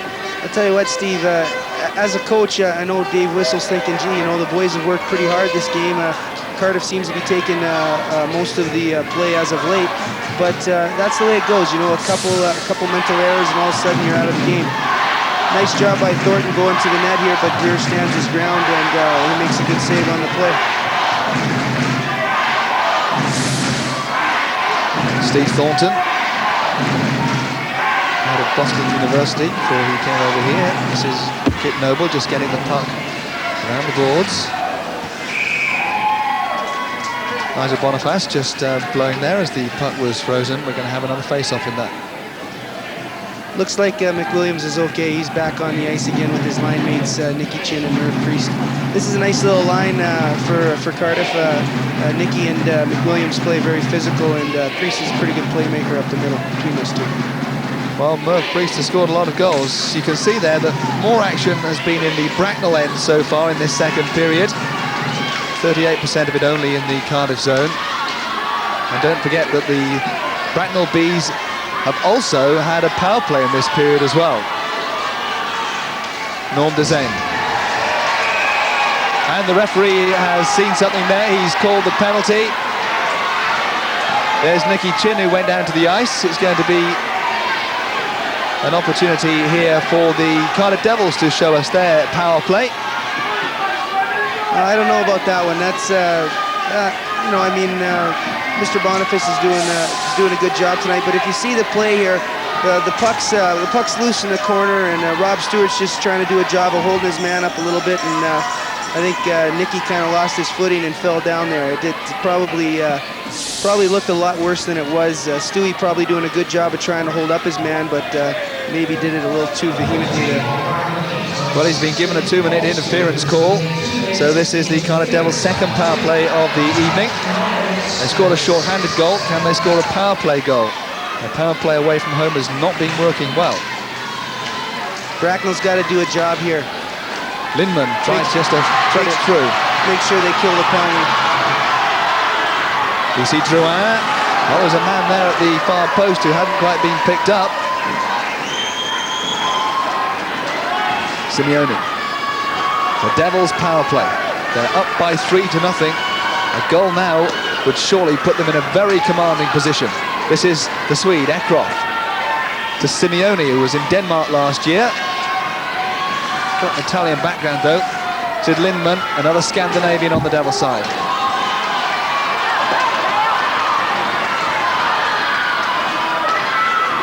Breaking out here, though, the Bracknell Bees. This is Matt Cote. Happy just to clear their zone at that point. Halfway through the Cardiff Devils power play. An interference call on Rob Stewart. Halfway through the period as well. Second period, halfway through the game. Cardiff up by 3-0. Matulik on the power play. To Sacratini. Thornton was out in front. This is Noble. Cycles it back to Sacratini. Moving around, looking for their options. Noble thought about the shot, gets it to Evans. Evans got the shot on goal. It goes back out to that corner though. He turns it back around the boards. Evans. Some nice puck movement by Cardiff at the moment, Steve. And now just looking for an opening to get the shot onto Brian Greer. This is Steve Thornton. Tried to find Sabatini, then Matulik had an effort on goal. Power play almost up. Back to Noble. This is Matulik. Last real effort of the power play. Stewart is back on. Now that it's 5-on-5, Steve, Bracknell's got to look to get some pressure in the Cardiff zone. They've been soaking up a lot for this second period. They got to get their game back on track here. 83.9% now, the Bracknell Bees penalty killing.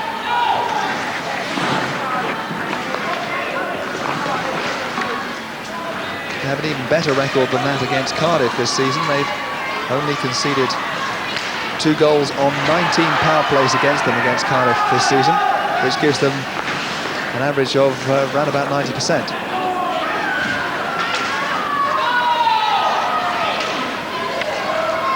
Kelman going back, but William is being held up by Dennis Burke. And this is a good opportunity now for the Bracknell Bees. Shot saved by Stevie Lyle, back it out of the zone. Pope just happy to clear his zone there. Now the Cardiff Devils have perhaps a bit more time. That, I think, was perhaps the first shot on goal. I think that's the first shot on goal that the Bracknell Bees have had in this period. And when you're trailing in a game at home, that really isn't good enough. It was a nice shot by Dennis Burke, but you see how far out of the net Stevie Lau was, cut down the angle very well, made a nice save. They just can't find a way through at the moment, the Bracknell Bees. They are working incredibly hard. They were unlucky to go behind in the first period, but that couple of goals from Ivan Matulik really has put them behind the black ball. Cardiff defensemen logging a lot of ice time tonight as well, Steve, with Jason Stone out of the lineup. They're going with 5, but the big guy Peter Eckroth and the rest of the boys are doing a good job. It's Michael William trying to go through. The Cardiff Devils will have a new defenseman in the country tomorrow. Just a little touch comes in. Brian Greer got it there before McWilliam could pick on that. We've got 6:55 left in the second period. It's 3-0. These are the goals that have been scored in the game so far. The opening goal was scored from the face-off by Vezio Saccatini. And then in this second period, Ivan Matulik. And then another one for the Big Slav as well. A short-handed goal as well for his, as he goes to 51 goals in Super League. And Paul Heavey writing down the notes and more than happy, I'm sure, with the way things are going right now.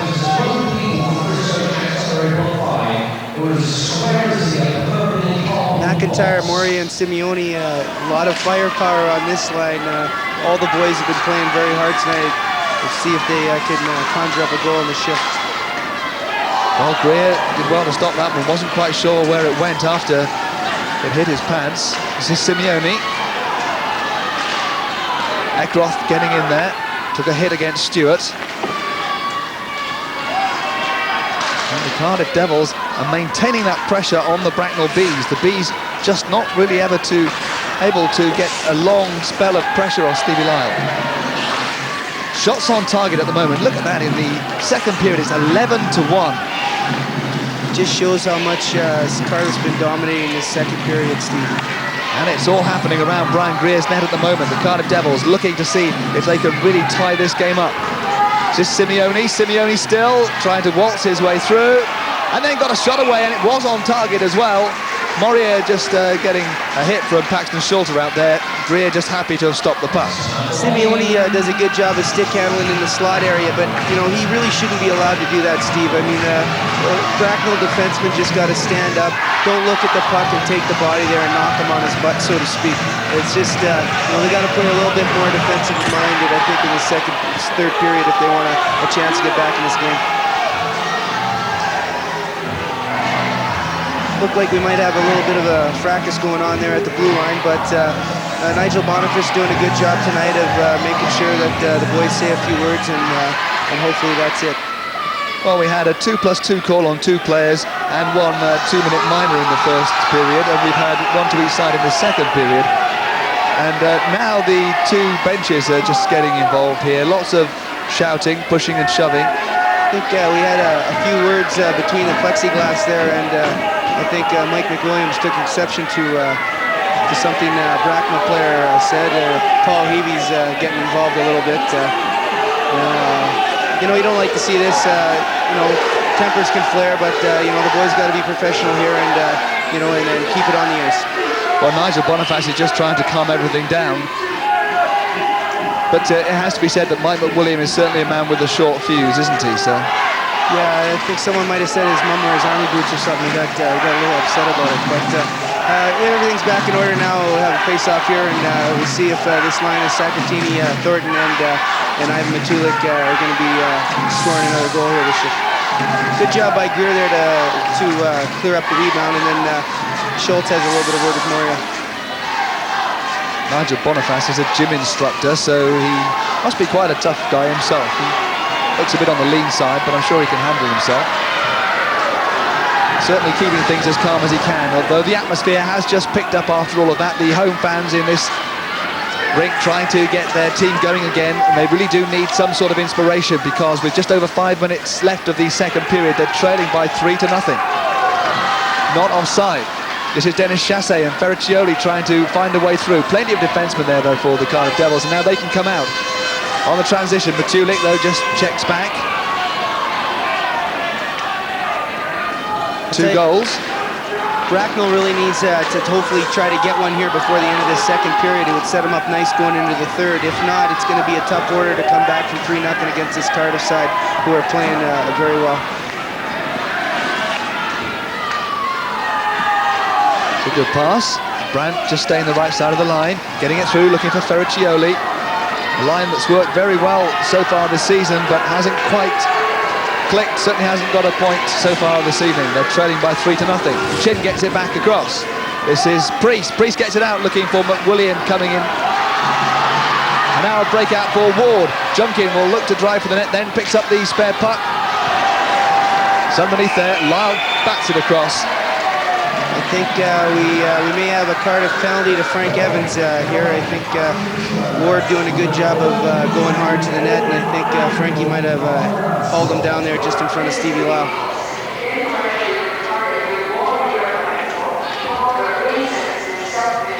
So there's going to be another opportunity for the Bracknell Bees to show what they can do on the power play. They've had 2 so far this evening without scoring, as Frank Evans, for holding, goes into the penalty box. Well, we talked Steve about Bracknell getting back into this game before the second period and how important that is. Well, they got an opportunity to do that now, courtesy of Frank Evans. So some good work by Bracknell, going hard to the net and forcing a penalty. This is a face-off they'd love to win. Moria up against Junkin. Junkin does get it back. Burke. Down to the corner. They take it behind Stevie Lau's net. 12.5%. As we mentioned earlier on, it's not an impressive statistic, that one, at the moment for the Bracknell Bees. And a none for 2 so far tonight. This is Lindman. The Devils scored a short-handed goal on the last power play that the Bracknell Bees had. Del Junkin, second all-time highest scorer in the Super League. McCosh.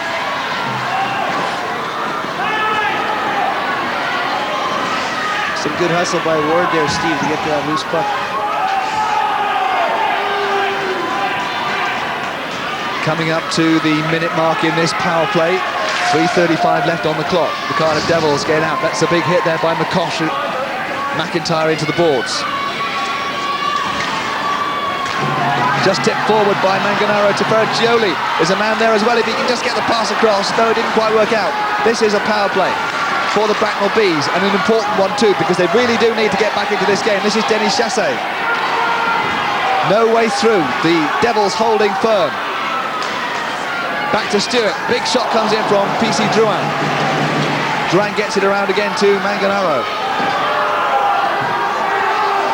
Still can't find a way through on this power play. Rob Stewart moves it along the blue line. Back again, Ferraccioli getting it out in front. Oh, Ferraccioli had an open net.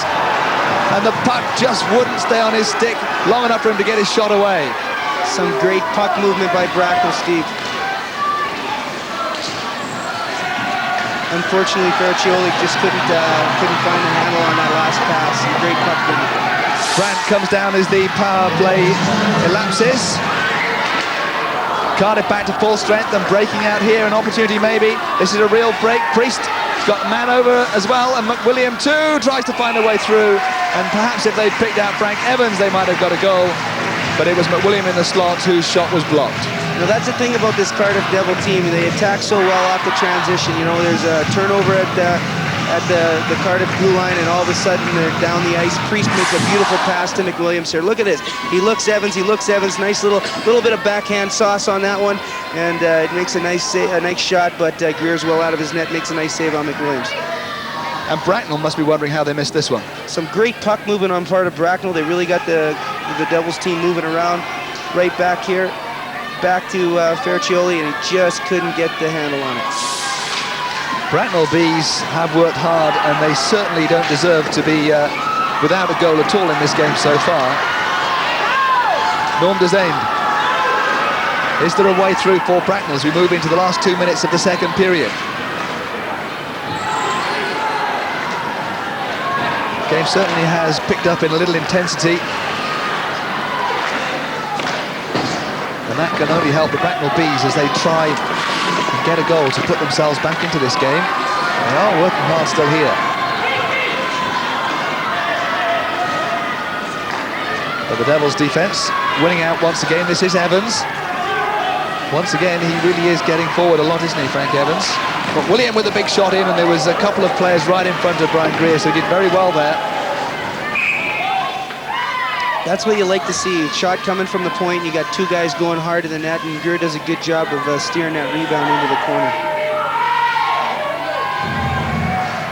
Bracknell heavily outshot in this period, Steve, but you know, after that last power play opportunity, it looks like they're starting to get a little bit more jump, a little bit more pressure on the forecheck, and hopefully, I'm sure Dave Whistle will be thinking that hopefully he can keep that coming into the third period.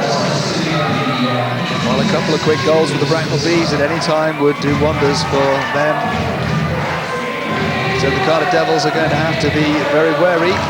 They have a 3-goal lead, but they're by no means assured of a win in this game just at the moment.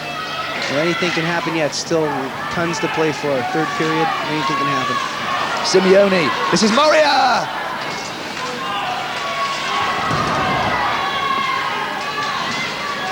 Working it well down the boards. This is Rob Stewart for the Bracknell Bees. Stewart took the return pass as well. Gets it around the boards. This is a real chance. There's a man out in front there. The pass doesn't find him. The Bees, though, keep it in the Devils' zone.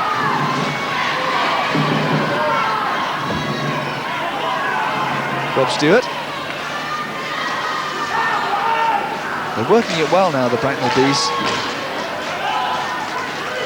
But once again, Cardiff clear it down to the other end of the ice, and Bracknell Bees will have to start one more time. 30 seconds left on this period. Greg Burke, as Eckroth goes down. Good save by Lyle. Puck still out there in front, and the goal is scored. The Bracknell Bees have got themselves back into this game. A crucial time as well to get the goal just before the end of the period. It's 3-1. Well, we talked about it, Steve. Anything can happen, and with less than a minute left in the period, Peter Eckroth kind of loses his footing here, falls down, and Bracknell take full advantage of it. Good initial save by Stevie Lau. Burke with the wraparound out in front, and boom, right in the back of the net. Good job by Stevie Lau. Maybe could have stayed on his feet a little bit longer there, but it's pretty tough when you got two guys driving the net hard. Shot, nice save, wrapped around by Burke, and great Bracknell goal. So a goal for the Bracknell Bees at last after all that work. And PC Drouin will be very happy with a goal that will give them something a little bit more to smile about at the end of this third period. His 6th Super League goal as the shot comes in from Thornton.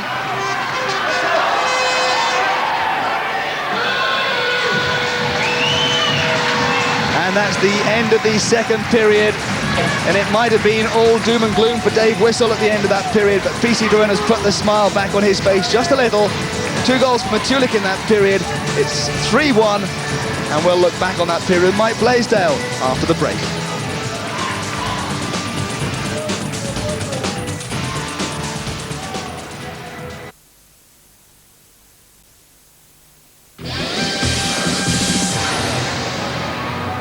Live Championship boxing coming up for you on Saturday night on Sky Sports 1. 2 vacant titles up for grabs this week. Paul Lloyd takes on Luis Mancini for the European Bantamweight title, and Damien Kelly takes on Alfonso Svenica for the Commonwealth Flyweight title. That's Saturday night from 9 on Sky Sports 1. Here in Bracknell, the home team are 3-1 down to Cardiff Devils after the second period, and Cardiff out-shooting Bracknell 19 shots to 5 in that second period and 29-15 overall, and they've shaded the possession as well, 52% to 48. Mike Blaisdell from the Nottingham Panthers has been our special guest. What did you make of that second period, Mike? Well, Cardiff definitely picked it up a notch, excuse me, and as usually happens, Ivan Matulik is their leader. He's got the C on his sweater, and there's a big reason for that. I thought he had a fabulous second period, and he used his strength and his speed. Shoots the puck so well. He's one of those guys that can shoot off the fly, doesn't stop skating and snaps it quick before the goalie has a chance to react, and he really made things happen for them there. Yeah, well, he certainly did with that first goal of the second period. A little bit of history from Matulik there, wasn't it? His 50th in Super League. What did you make of this one, Mike? Well, he comes from the behind the play, and there he's still skating, and then he releases it so quick. A lot of guys set themselves before they shoot, and Ivan has that ability. Here he comes late. He comes from in behind the play, and then he gets a couple of Bracknell players standing still. Now he keeps the legs churning, and then he snaps it while he's skating, and the goalies, have a real problem with that. We try to get our guys to do that a little more often, and Ivan shows why he's got 50 goals in the Super League. Bracknell just seemed to lose their way a little bit after that, didn't they? And then they let him in again. Well, you get a goal against like that, and now it's 2-0, and then here they come on a power play, but the man comes right in front of net, Chris Brandt. A little bit of a no-no, and there's Matulik. A lot of patience, uses his strength there, and then buries the puck. He's just he's a cool customer when he's in front of that net. But Brandt comes up, sees Matulik. Really shouldn't have tried to make a move on Matulik there. I think Brandt would love to have that back again. He would have stayed clear from the front of his own goal. To be honest, after that, Mike, we could have had several more goals for Cardiff, couldn't we, for about the next 10 minutes or so? Yeah, Cardiff, when they get somebody on the ropes, they keep swinging, and I think what they do is they score goals in bunches, and here they are, on this shift, I'm not even sure if they score, but this shows Bracknell really having trouble in front of their own goal. No one seems to be taking the body. They're swinging on their checks. They get shot after shot after shot here. And finally the goalie has to save the puck and hold it. But I think that's a case of they're all passengers. They're watching Cardiff play on that shift, and it's going to lead to problems. You've got to get active with Cardiff. You've got to take the body. You've got to be strong on the puck, and you've got to pick up the loose men, and they weren't doing that. The bright note, I suppose, for Dave Whistle is going to be that goal just before the end of the second period. Crucial time to score. Yeah, it was, the game is over if they don't do something quickly. And here this man, the man goes wide. I think it's Burke, shoots the puck. Good shot on net, and then he stays with the puck, comes around, finds an open man, and it's in the net. Can't blame Lyle on that. Again, Cardiff made a few mistakes there, but the whole key is Eckroff falls here. Now the Bracknell man takes the shot, which forces Lyle to come out of the net. Then he comes around the net, finds an open man, bang, it's in the net. But a crucial goal puts them back in with a shout here. They go into the third period just 2 goals down. Worst lead in hockey, because if they get one back now, Cardiff again are then back on their heels a bit. But Cardiff are so experienced, I can't see them being rattled by that goal. Heavey will talk to them, and they'll be ready to go. 3-1 to Cardiff then here in this Super League game. It's been a busy week in terms of Super League action, B&H Cup final, of course, and in Europe. Let's catch up with it all in Ring Roundup.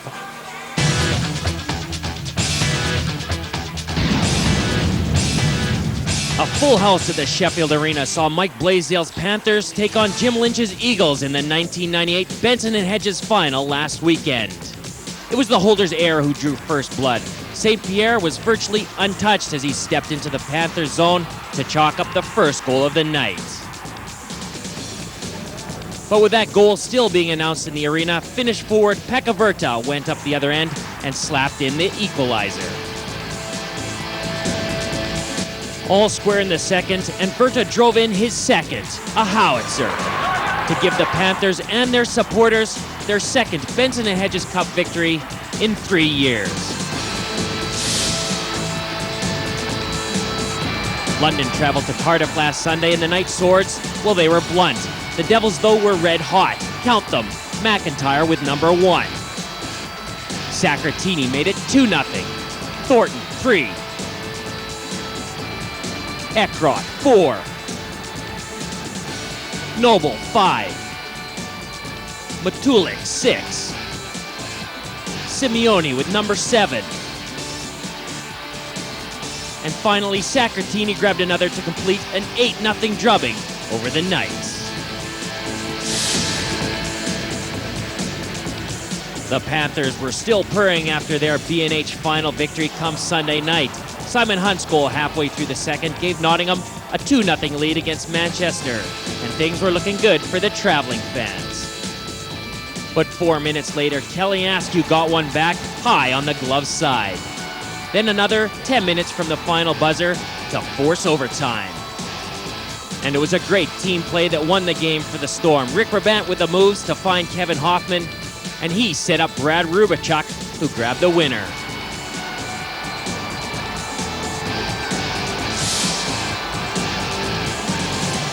Nottingham brought the silverware home to show their fans against Bracknell, and they started hot again. New boy Jason Weaver hitting Mark Kolsar in the slot to make it 1-0.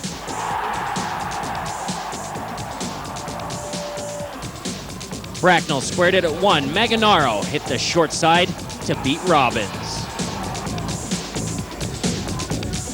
Nottingham found the game winner in the third. Weaver with his second helper of the night. He set up Leach. Final score 2-1 to Nottingham. The Seconda Super League is unchanged. Manchester and Cardiff still battling out at the top, while London and Sheffield are struggling at the bottom. In the news, London Knights head coach Jim Fiorchuk is handed a 2-match ban for paying an unauthorized visit to the referee's room on December 1st against the Cardiff Devils. Jim Fiorchuk in hot water, but Mike Blaisdell, everything is, from a Nottingham point of view, going rather well this season. Well, we're starting to pick things up a bit. Obviously, to win the cup is a big boost in the arm for us. We love that cup. It's a tremendous competition, and now we obviously have to turn our thoughts to the Super League. But we're in there with a shout. Manchester have been super all year. Cardiff are playing excellent, but we're sort of hiding in the weeds, ready to pounce here. If we put something together, we could be up there. What about your two new guys? You pleased with Jason Weaver and Darcy Lowen? I think Lowen's picked up something like 37 penalty minutes in his first 3 games. Are you worried the guys are going soft or something? No, I don't know. The refs are picking on him. I'm just kidding. I'm just kidding. He plays a tough brand of hockey, and we like our 2 new signings. Weaver's a big kid that skates well. He's played very well in both the games that I've seen him play, or 3 games now, and we're very happy. We've added a lot to our lineup. How many teams do you think are still in with a realistic chance of taking the title this year? Well, I think that certainly Bracknell here, if they put something together, they're in with a shout. There's obviously the 3 top teams, and then there's always air back there. I always worry they're going to come with a good rush, and I'm surprised Sheffield haven't done better. They've got a lot of talent in their lineup. They've lost a lot of close hockey games, and I really rate their chances to come on strong in the last half. But it's a hell of a league, and Manchester, unfortunately, for the rest of us, have a great jump on us all. Okay, plenty more action coming up over the next week or so. Let's see and go to a game.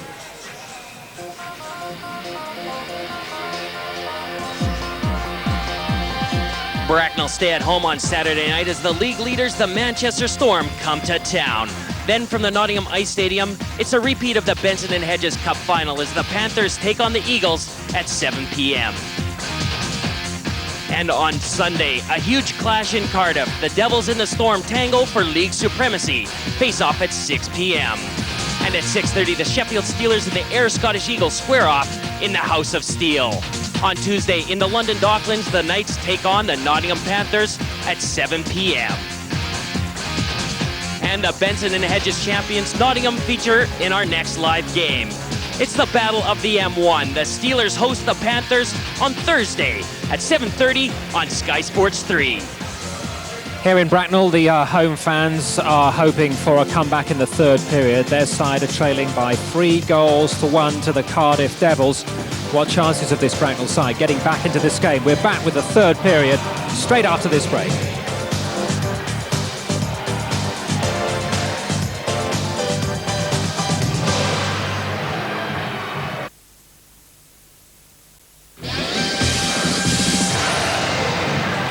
Live golf over on Sky Sports 1 right now. It's the President's Cup, the USA versus the rest of the world. Coverage continues right through the night until 7 o'clock tomorrow morning. Here on Sky Sports 2 from midnight, the third test in the Ashes series between Australia and England. Here in Bracknell, Bracknell trail Cardiff by 3-1. Let's get back to the commentary box to Stan and Steve. 3-1, that goal just before the end of the second period by PC Drouin has put Bracknell back in this game, and I'm sure that Coach Dave Whistle will have been saying to them, that proves we can do it. And he might even just have been mentioning as well the 30th of September this year, because on that occasion, in a game between these two sides here in this rink, the Bracknell Bees won by 4-0 in the third period. It gave them a 9-3 victory overall in the game, but if they could get 4, even 3 goals to nothing in this third period and win the game, that would be more than enough for Dave Whistle, I'm sure. Cardiff's got to play well here, Steve. You know, they got a few games in hand, and they want to really make up those points so they can chase Manchester for that league title. Well, they've got Manchester coming up again, Cardiff, on Sunday. In fact, they've had a couple of games recently against Manchester at home and on the road. They lost them both. They can't afford to lose again, so that's going to be an important game. Manchester the previous night come into this building to play Bracknell Bees, and the Bees with Manchester on Saturday and having played Nottingham on Tuesday, and now Cardiff in this game will have played the top 3 sides, so that's been a tough week for them as well.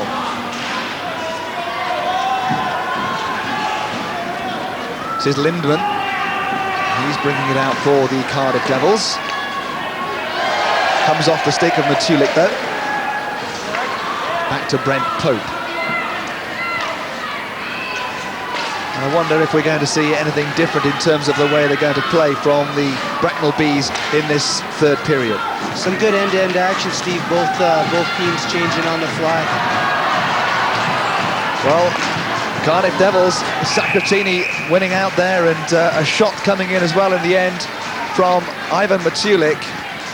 You know, coaches talk a lot about decision zones, Steve, and you know, those are the zones at the blue line and at the red line. And Bracknell give up a loose puck on their own blue line, and Ivan's coming in as his first goal. He shoots on the fly, but Brian Greer well out of his net, no problem with that, and smothers a rebound. Well, having clawed their way back into this game with that goal just before the end of the second period, the last thing they want to do now is give up a soft goal. There's Vezio Sacratini, a player who played in Italy and played in Germany. He played in the Olympics with Italy, in fact, and he's the 6th highest all-time scorer in Superleague. And he's picked up another point this evening to make it 96 all told. It was his 8th goal of this particular season. You know, Viz isn't the biggest guy out on the ice, Steve, but he plays with a lot of passion, a lot of commitment. He's one of those guys that a bit of an irritator. He kind of gets under the other team's skin, and he really works hard, really drives to the net well. Cardiff coach Paul Heavey might have just changed his mind about 1 or 2 things had he been 3-0 up compared to the 3-1 that he's on now. Hard in concentration. The Bracknell Bee supporters trying to motivate their side, and they did pick up the atmosphere, and that must have helped, I'm sure, the Bracknell Bees towards the end of that second period. I tell you, Paul was a tough competitor as a player, and his toughness is seen in his team tonight. They're playing a really good, disciplined style of game, and taking some great chances when the opportunity knocks. Well, it's now 28-27 on the face-offs after Bracknell won that one, but they weren't able to take advantage of it. They got it back into that Cardiff zone. Oh, I think we got a 2-minute minor here, maybe for Stevie Lyle. Stevie come out of his net to clear the puck, and I don't think it hit the plexiglass, so I think they may get a 2-minute minor for delay of game there on Stevie Lyle. Delay of game is the call, and we'll wait and see who the player is that goes to serve it. I think it's going to be Doug McEwen who's going into the box to serve it for Stevie Lyle. So Dougie had his testimonial game last week. Steve, were you there? Father Christmas was there, and it was a full packed, it was on Tuesday, it was a packed rink in Cardiff, and Dougie was more than happy with the turnout, and they had some great fun as well. Some great old players from the past turning up, including Ken Hodge, who actually said he might like to stay in Cardiff, so we'll have to wait and see whether or not he'll come back and play for the Cardiff Devils. But Doug McEwen, a great servant for the Cardiff Devils over the years. It's nice to see. It's nice to see clubs and organizations supporting some of their loyal and veteran players with those type of activities, and no more deserving than Dougie McEwen, who's done very well since he's been here. So it's going to be a power play for the Bracknell Bees after that 2-minute delay of game penalty on Stevie Lyle. This is a huge power play opportunity for Bracknell. They score here, Stevie, they're right back in this one with more than enough time to get back into the game, to win the game. Well, so far they haven't been able to score on the power play. They've had a few opportunities in this game. Bad turnover.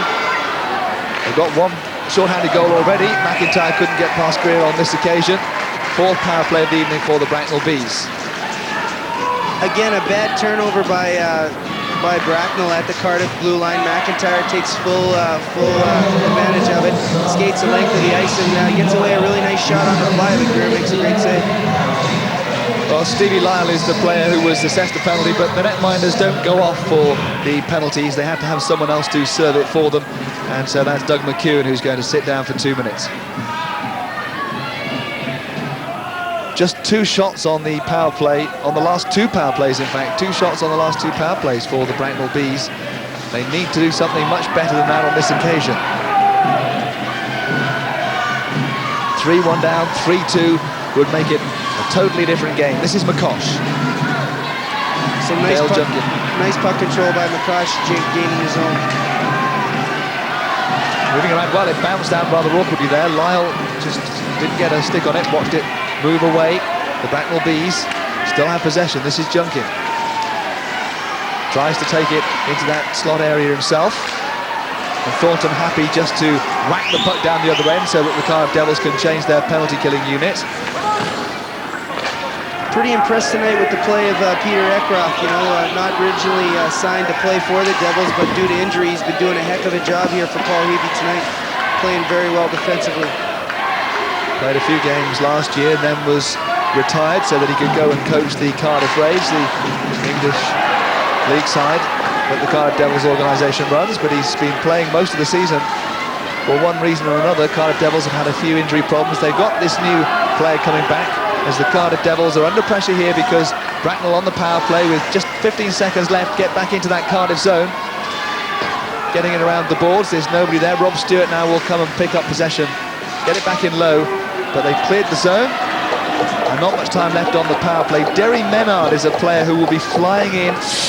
Hopefully, the Cardiff Devils expect him to get off the plane Friday morning and play his first game against Manchester Storm on Sunday. He's been playing in the Finnish Elite League, and he's a two-way defenseman. No goals on the power play at all so far this evening, but we have had a short-handed goal for the Cardiff Devils, Ivan Matulik. Both teams doing a good job of penalty killing, Steve. This is Simeone getting it out in front. This is Frank Evans, lots of traffic, but it's hitting Burke and going back out to the corner. Some nice patience on the puck by Simeone in the corner there. Makes a nice pass out to the point man, but Burke got in the way of that one. Simeone comes away again. McIntyre's in the middle. There's Moria arriving at the far pipe. This is McIntyre.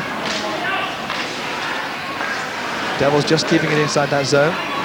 Lindman trying to get it around. Moria just turning full circle and hitting it as he went. It's up against the boards. It's not going to come off of there. Mario Simeone is down on his knees. And referee Nigel Boniface just blows up there as the puck was frozen. Simeone, you know, he's a big guy, but he's sure got sweet hands. He does a good job of controlling the puck deep in the Bracknell zone, and makes a heck of a pass just earlier there to his partner on defense, but puck just didn't get through to the net. Had an assist on Ivan Matulik's record 50th goal in the Super League, Mario Simeone. When he was with the, oh, it's the replay here, we can see that. Dennis Burke does a good job there of taking the man, and instead of trying to get the puck loose when he's in a bad position, just kind of smothers it there for the face-off. Mario Simeone scored 175 goals and 150 assists in 150 games over 4 years with the Vosgen Lions in Denmark before coming here, and I think he found it a little hard at times in the first few games with the Cardiff Devils to pick up to a higher standard of hockey again, but he sure is playing well now. I'm sure he was very surprised when he got to Britain and noticed how high the standard was, Steve.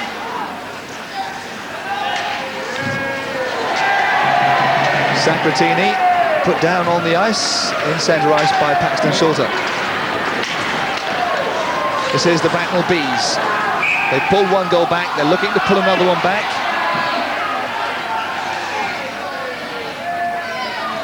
So, 3-1, these are the goals that have been scored in this game so far. Vezio Sacratini, you saw there, he got the first goal. Then Ivan Matulik made it 2-0. And it was Matulik again who put the Devils 3 up. And just before the end of the period, it was PC Drouin who eventually got on the end of this to make it 3-1. And that's how it stands with 13:59 left on this game. 14 minutes just less for the Bracknell Bees to get a few goals back, get themselves back in this game. They've only won 2 of the last 8 games at home, in fact, and they were both against the Newcastle River Kings. This is Denis Chassé. Chassé, that's a good pass out in front, and Chris Brandt couldn't quite tip it in. Nice job by Chris Brandt driving hard to the net, just about had a beautiful pass there from Oh, Brandt with a shot there, and it almost fell for Chassé this time. Stewart was closed down by McEwen, who's finished serving that penalty against Stevie Lyle. That's a kind of sustained pressure that Bracknell need to get back into this game, Steve. They can't be too happy with their last power play. Merv Priest now bringing it forward. Mike McWilliam on one side, Noble on the other, picks out McWilliam. Here's the big man, scores for the Cardiff Devils! I'll tell you, re-establishes the lead to 3. Heck of a pass by Swervin Mervin. He looks like he's going to drive wide, takes the puck to the middle, just makes a nice little slip pass over to McWilliams. McWilliams comes in, full head of steam, nice shot on the fly again, and right off the post. Those are pretty hard for Mr. Greer to save when they're that much accuracy. Nice play by Priest, taking the defenseman with him and then slipping it across to McWilliams. McWilliams does a good job there. It's also hard for Greer McWilliams, you know, he's coming down the wing on his offside. It just gives him that much more of a better angle to shoot from, Steve, and he does a very good job of burying it. Well, he's been more noted for penalty minutes than goals and assists this season. Well, he definitely gives his team that added toughness factor, but I'll tell you what, I'm sure Paul Levy would appreciate him a little more if he tried to stay on the ice a little more, because he's a heck of a hockey player as well, and he showed at that goal. And we knew that Kip Noble would get a point in the game eventually. He's got an assist on that one along with Merv Priest, so he keeps his run going. That's his 10th point in 6 games now. And there's another effort coming in from the same side from Simeone this time. He's got an assist so far. He's been on fire lately. 7 goals in the 5 games before this one. But the Bracknell Bees now are really going to have to step things up, and they're going to have to take a few risks with 12:25 left on the clock if they're going to get the goals to put them back in this game. PC Drouin. Cote. Good thinking, didn't quite pay off. Oh, and there's a fight then, over on the far side, just in front of the Cardiff bench. A collision, and Dale Junkin getting in there to try and pull people apart. And somewhere at the bottom of that scrum, a Cardiff player and a Bracknell player who've taken great exception to something. I didn't see how it got started, Steve. I was following the play. It was, the skirmish kind of happened off the play there, but there's definitely some contact made, and then someone wasn't happy about something, and next thing you know, a little bit of fisticuffs going on. There's Frank Evans. He's a tough competitor. We talked about it earlier. Well, big hit by Burke, I think, on Evans. Maybe gets his stick up a little bit. Evans takes exception to it and hits him back, and then all of a sudden the gloves are off and a couple punches thrown, but I don't think anybody got hurt there. So they're both going to go and sit down, so we're going to stay even-handed on the game, but... The one thing about most players, Steve, is nobody minds if you get hit by a clean check, but probably not on purpose, but Burke did get his stick up a little bit in the facial area, and you know, you always want to make sure that you let people know, you want to send them a message if they're going to have their stick up in people's faces, well, then they're going to have to pay the price, and Burke kind of paid the price there by Evans. Well, Frank Evans, he's obviously a shy fella. He's put his towel over the camera there, but he's got himself 2 minutes. Wasn't shy coming forward against Greg Burke there. Well, actually, have you looked at Frank lately? I think he's doing us all a favor. No, I'm just kidding, Frank. If you're watching this later tonight, I definitely don't want some of that. But no, it was a little bit of a rough play, but we'll get settled down, get right back into the game here. How do the referees decide the difference between a 2-minute minor and a 2+2 for roughing, really? I think it's just they depend, Steve, on you know, on how hard the boys go at it. If they drop the gloves and then go toe-to-toe, I think they're going to call a 2+2 for roughing. But if it's just a bit of a altercation like that, no real punches thrown, good call, 2 minutes each. Because they can actually call 5 minutes for fighting if they really have a go at it.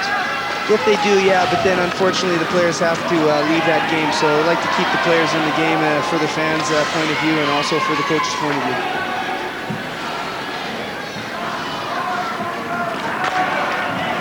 They're skating 4-on-4, with Evans and Burke having both taken those 2 minutes for roughing. Cardiff up front with Matulik and Thornton. Here you'll see the value of this speedster, Kip Noble. I mean, 4-on-4, there's lots of open ice out there, and he's going to try to find it and contribute offensively to the Devils tonight. They're the UK junior cheerleading champions, so congratulations to them, doing a very fine job.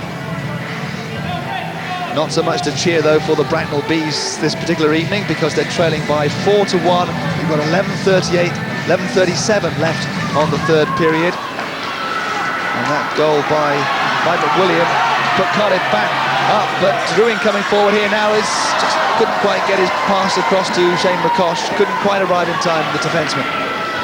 Nice opportunity there, McCosh going hard to the net, but just wasn't quite quick enough to receive that nice pass from Burke.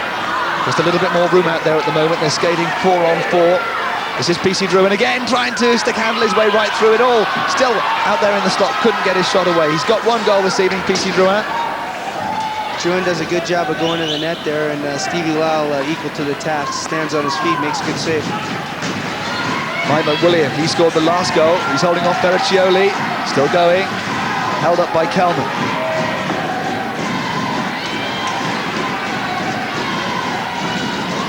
Bracknell needs something, they need it fast. Eckroth to Lindman. And suddenly, on the transition, it's the Cardiff Devils coming forward. Lindman to McWilliam in the slot, gets the shot away. Nice pass by Lindman, gains the blue line very well, and a good shot by McWilliams. Kelman drops it, but the linesman spotted the offside call there. 10:28 left on the period. Bracknell 1, Cardiff 4. That's Joe Ferriccioli. And Joe Ferriccioli is a player who's scored his share of goals. He's the 10th highest scorer in the Superleague. He missed a lot of games with knee injury at the start of this season. He's played in the past in the East Coast Hockey League and the American Hockey League, as well as in Italy, and he was drafted way back at the beginning of his career by Detroit. Dave Whistle there, he's got to be looking to get his boys going here. I know they're down by 3 goals, but anything can happen in this game. Just over 10 minutes left in the period. They got to try to get one here pretty early and see if they can't add a few more before the end of the period. Chris Brandt. Lindman picking out Moria, tried to skip past Chris Brandt.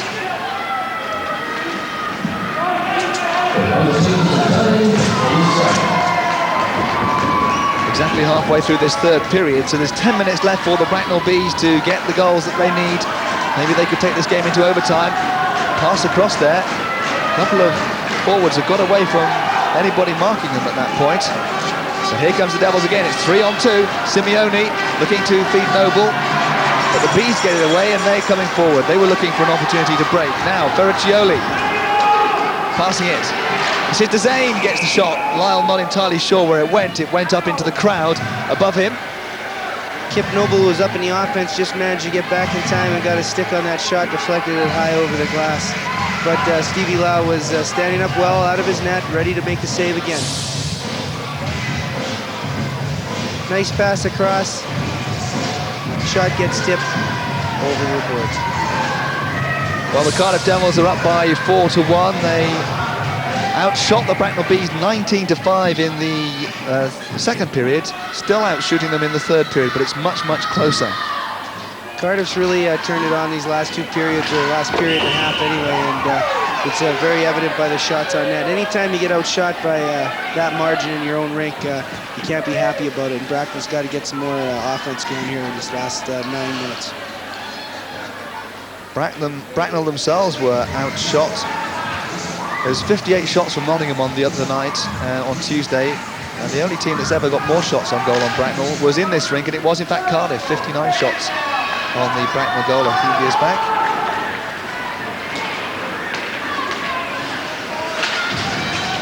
Cardiff pushing forward again. Here they come, Bracknell Bees. Pass looking for Sal Manganaro to get into that corner. Frank Evans deals with it well enough. Goes down by Johnston. Bees retain possession. I don't think you'll see Cardiff taking it easy here with 8 minutes left to go, Steve, but I think they will be concentrating a little bit more on defense. They got a 3-goal lead here with just over 8 minutes left in the game, and they want to make sure they're going back home with 2 very valuable league points. Well, the action in the game so far has taken place overall, I would say, in the Bracknell area, but in this third period, you can see Bracknell chasing the game have upped it so that almost half of this third period so far has been played at the Cardiff end of the rink.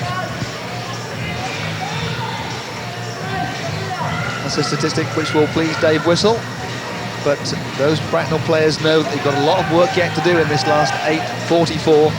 They need 3 goals. Cardiff win the draw again. This is Eckroth getting to Lindman, just keeps it on the blue line. Oh, and almost got a touch in there as well from Merv Priest.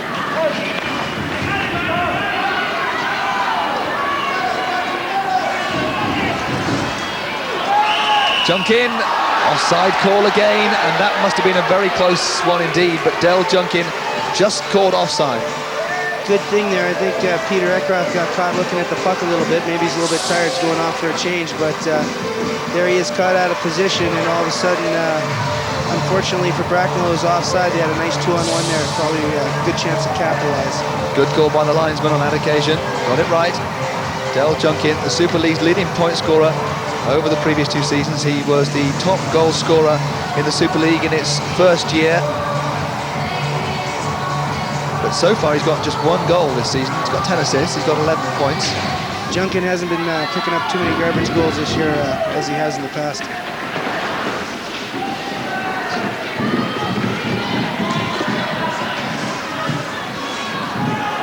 Well, that's one way of dealing with it. Stevie Lyle not quite sure on that one, but did the right thing. Good awareness by Stevie Lyle. Nice little lob into the Cardiff zone. Could have caused some havoc for them, but Stevie quick to make sure there's no rebound there. Traps it well with his glove and blocker. Tell you what, very impressed with Stevie. You know, it's always tough when you haven't played a lot, but he's come into this game, done a great job. Well, he made such a name for himself at the age of 14 with an outstanding performance in Europe. He then went off a couple of seasons in a row and tried to make it in Canada. Fell foul of some rules in terms of the number of foreign players that the Detroit Red Wings could have in their farm team, and so came back to play in his hometown again. Ward with the shot away. This is PC Drouin. Can the Bracknell Bees get themselves a goal? A goal now would give them a real lift. It would get them back into this game. They need 3 altogether. They've got 8 minutes to do it. This is PC Drouin, scorer of their only goal so far. Just knocked back down the ice again. Chris Brandt will chase that one in.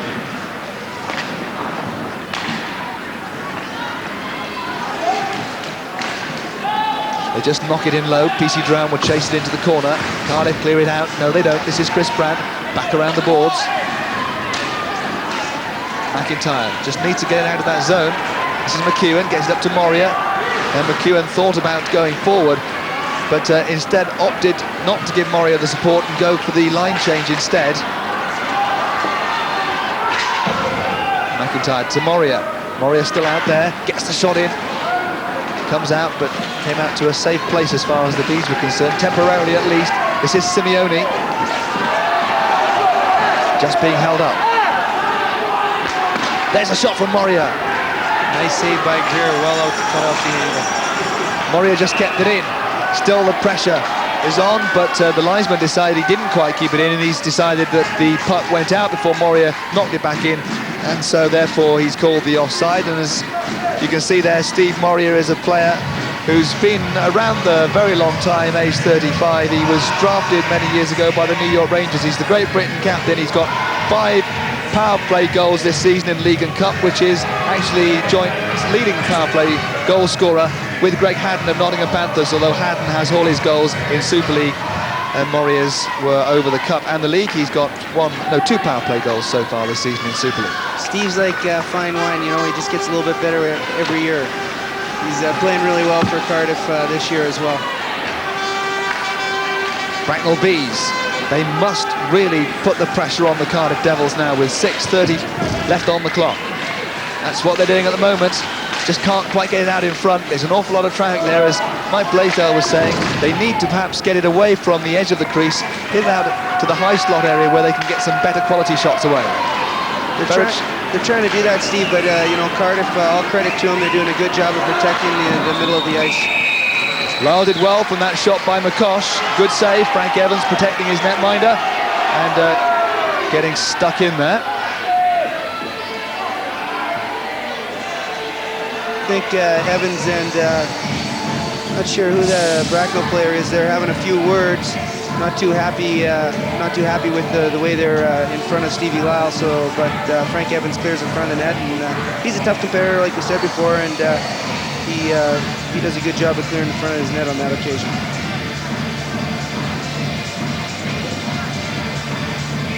A little jousting going on, nothing major.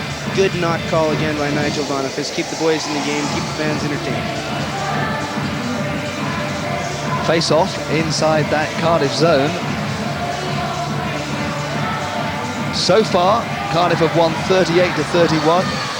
Steve Moria has won a fair share of those, but this time, who's going to go in for the face-off? Is it going to be Doug McEwen? Yeah, Murphy Priest got kicked out of that one. I think Big Mike McWilliams. Mike's going to take it and see how he does here going to his backhand. Up against Ferriccioli, who kind of just about won that, but we're going to have it again, are we?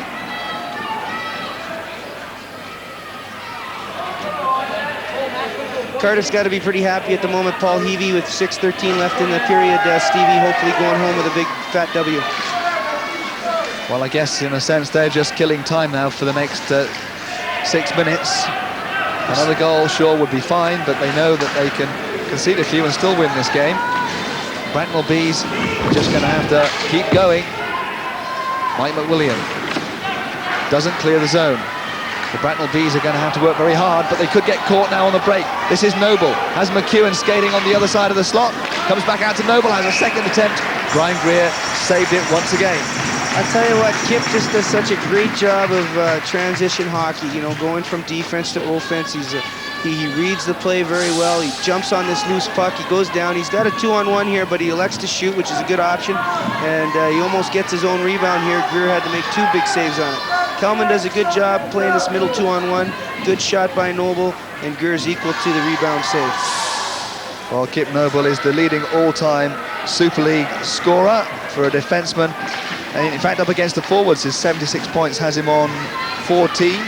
Number 14 in the all-time list. In fact, he's now got 77 because he's picked up an assist tonight. He's the leading defensive scorer again this season. Sitting on the bench there, I think Dougie McEwen was in his ear a little bit about maybe slipping that pass across to him, but it was a good shot on net and almost scored on the rebound.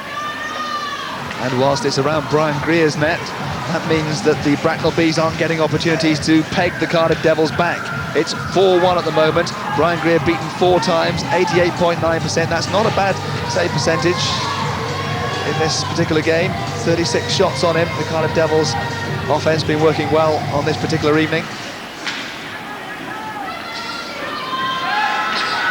But it's got to be about the Bracknell Bees offense now in this remaining 5 minutes. Offside again, the call. I'll tell you what, there's been a lot of offside calls against Bracknell, but I think, you know, we talked about earlier about decision zones, and I think Bracknell's got to realize that if it's congested at the blue line, they got to get the puck in deep a little bit quicker. And maybe instead of lobbing that one up high, he gets it in deep. We had two guys ready to forecheck, but we got to get the puck in. They got to get the puck in deep so they can continue on that forecheck. Dennis Burke on the forecheck in there, along with Paxton Schulter. But Cardiff do clear their zone. Now, though, it's back with Bracknell Bees. They're having to backtrack, though. This is Cote.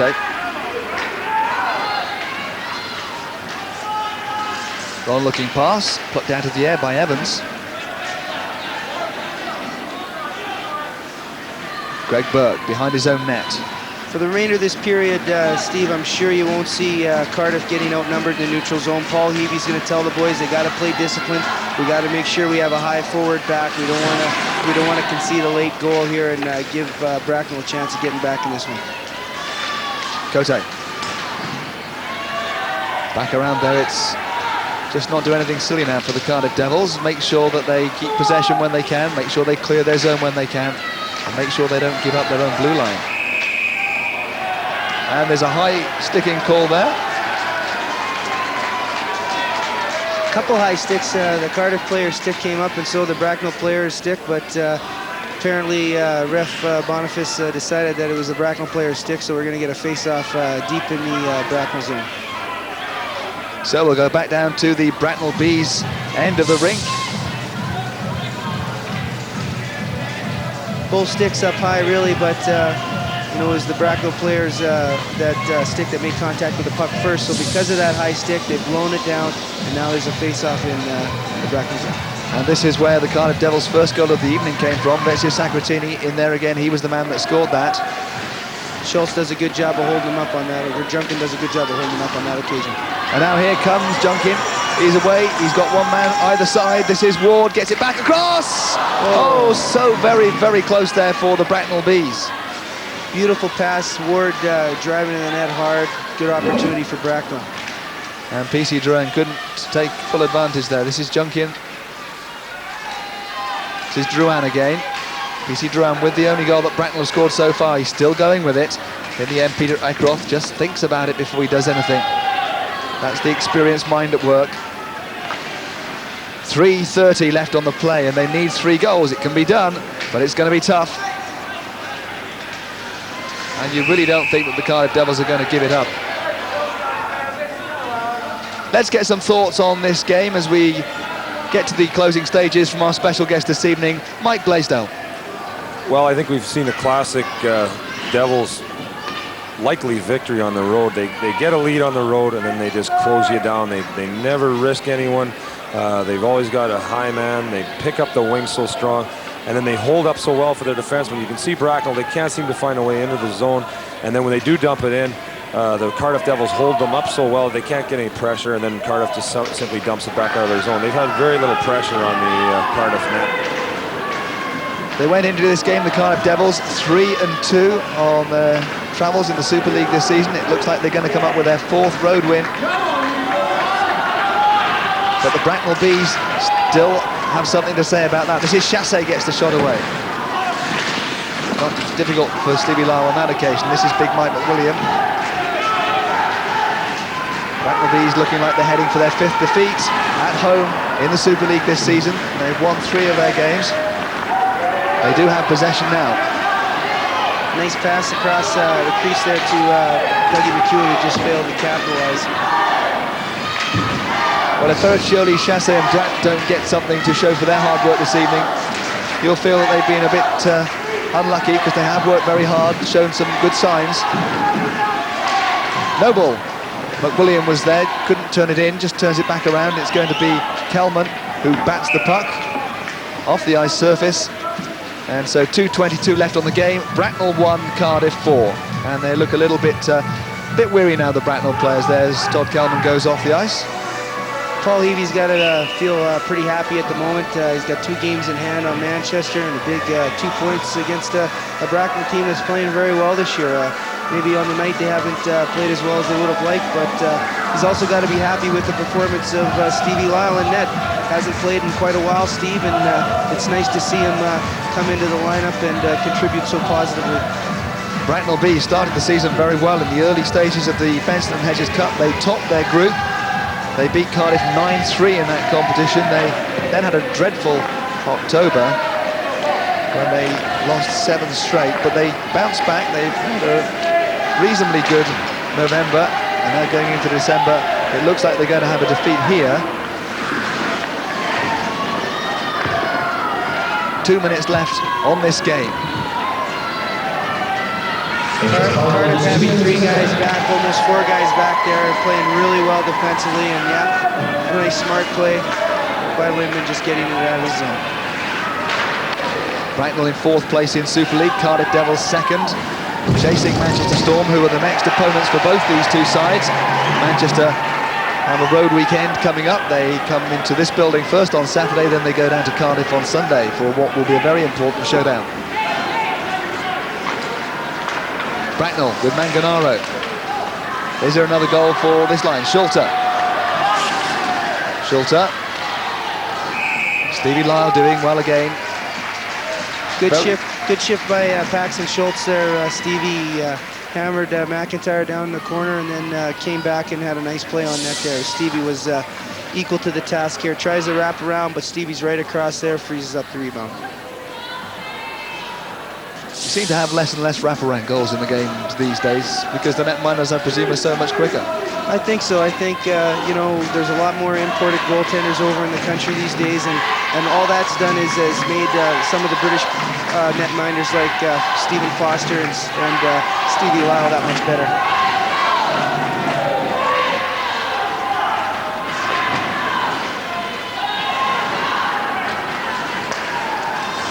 So we're coming now into the last minute of this game. The Cardiff Devils have worked hard. The Bracknell Bees might feel themselves a little unlucky, but a great spell in the second period for the Cardiff Devils has set them up for this road victory.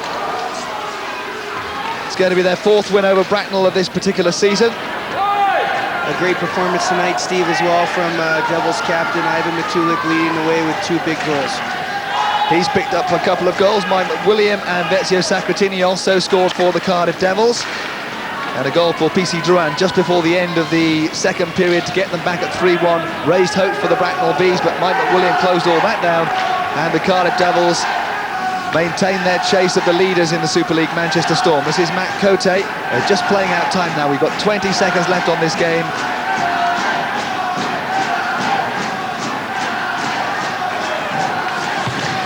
And there's just pressure there. Ivan Matulik is the man of the match for this particular evening. He's picked up that award as the clock ticks down for the end of the game, and the Cardiff Devils will be quite happy to just see out the time now. That's the end of the game. It's finished. Bracknell 1, Cardiff 4. Good road victory for them. They'll be very pleased with that. Well, they certainly will be pleased with that 4-1 victory on the road. Mike, what did you make of that? Well, again, as I said before, just a classic Cardiff road victory. They got a couple of goals early in the game, and then they shut the other team down defensively. They got good goaltending, big, strong, experienced team, and there's a reason why they're chasing Manchester for the title right now. Little disappointed in Bracknell? Well, I thought they were unlucky in the first period. They could have had a couple, and then things didn't go their way, and they kind of got flat in the second, and then Cardiff took the game to them, and it was unfortunate for them that they didn't get a goal early. But that's the way it bounces. They'll be strong. And briefly, Cardiff, real championship contenders, you feel? Oh yeah, they are. They'll give Manchester a go, and hopefully so will we. But I think Manchester's got a couple teams now chasing up their back, and Cardiff for sure. They've got an experienced club with they've got everything. Good goaltending right through, big defensemen that move the puck, and good quick forwards. A guy like Matulik leading the way. They're a good team. Thanks very much, Mike, for being with us tonight. I hope you've enjoyed it. Good luck to Nottingham for the rest of the season. Thanks, Dominic. So it's a victory here for Cardiff tonight, but we have more Super League ice hockey for you next week. It is Mike's Nottingham Panthers against the Sheffield Steelers.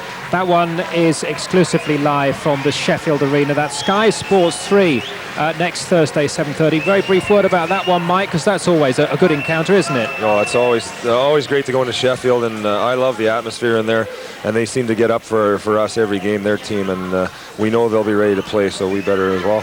Okay, well, we're looking forward to that one. Here in Bracknell, a disappointing night for the home fans who are making their way home now, but a good victory for the Cardiff Devils, and they are certainly keeping the pressure up on Manchester Storm at the top of the Super League table. They're now within 4 points of the Storm, and they still have a game in hand. It's all very much in the melting pot in terms of the Super League. Well done to the Cardiff Devils, Paul Heavey and the rest of the guys. Bye-bye from us.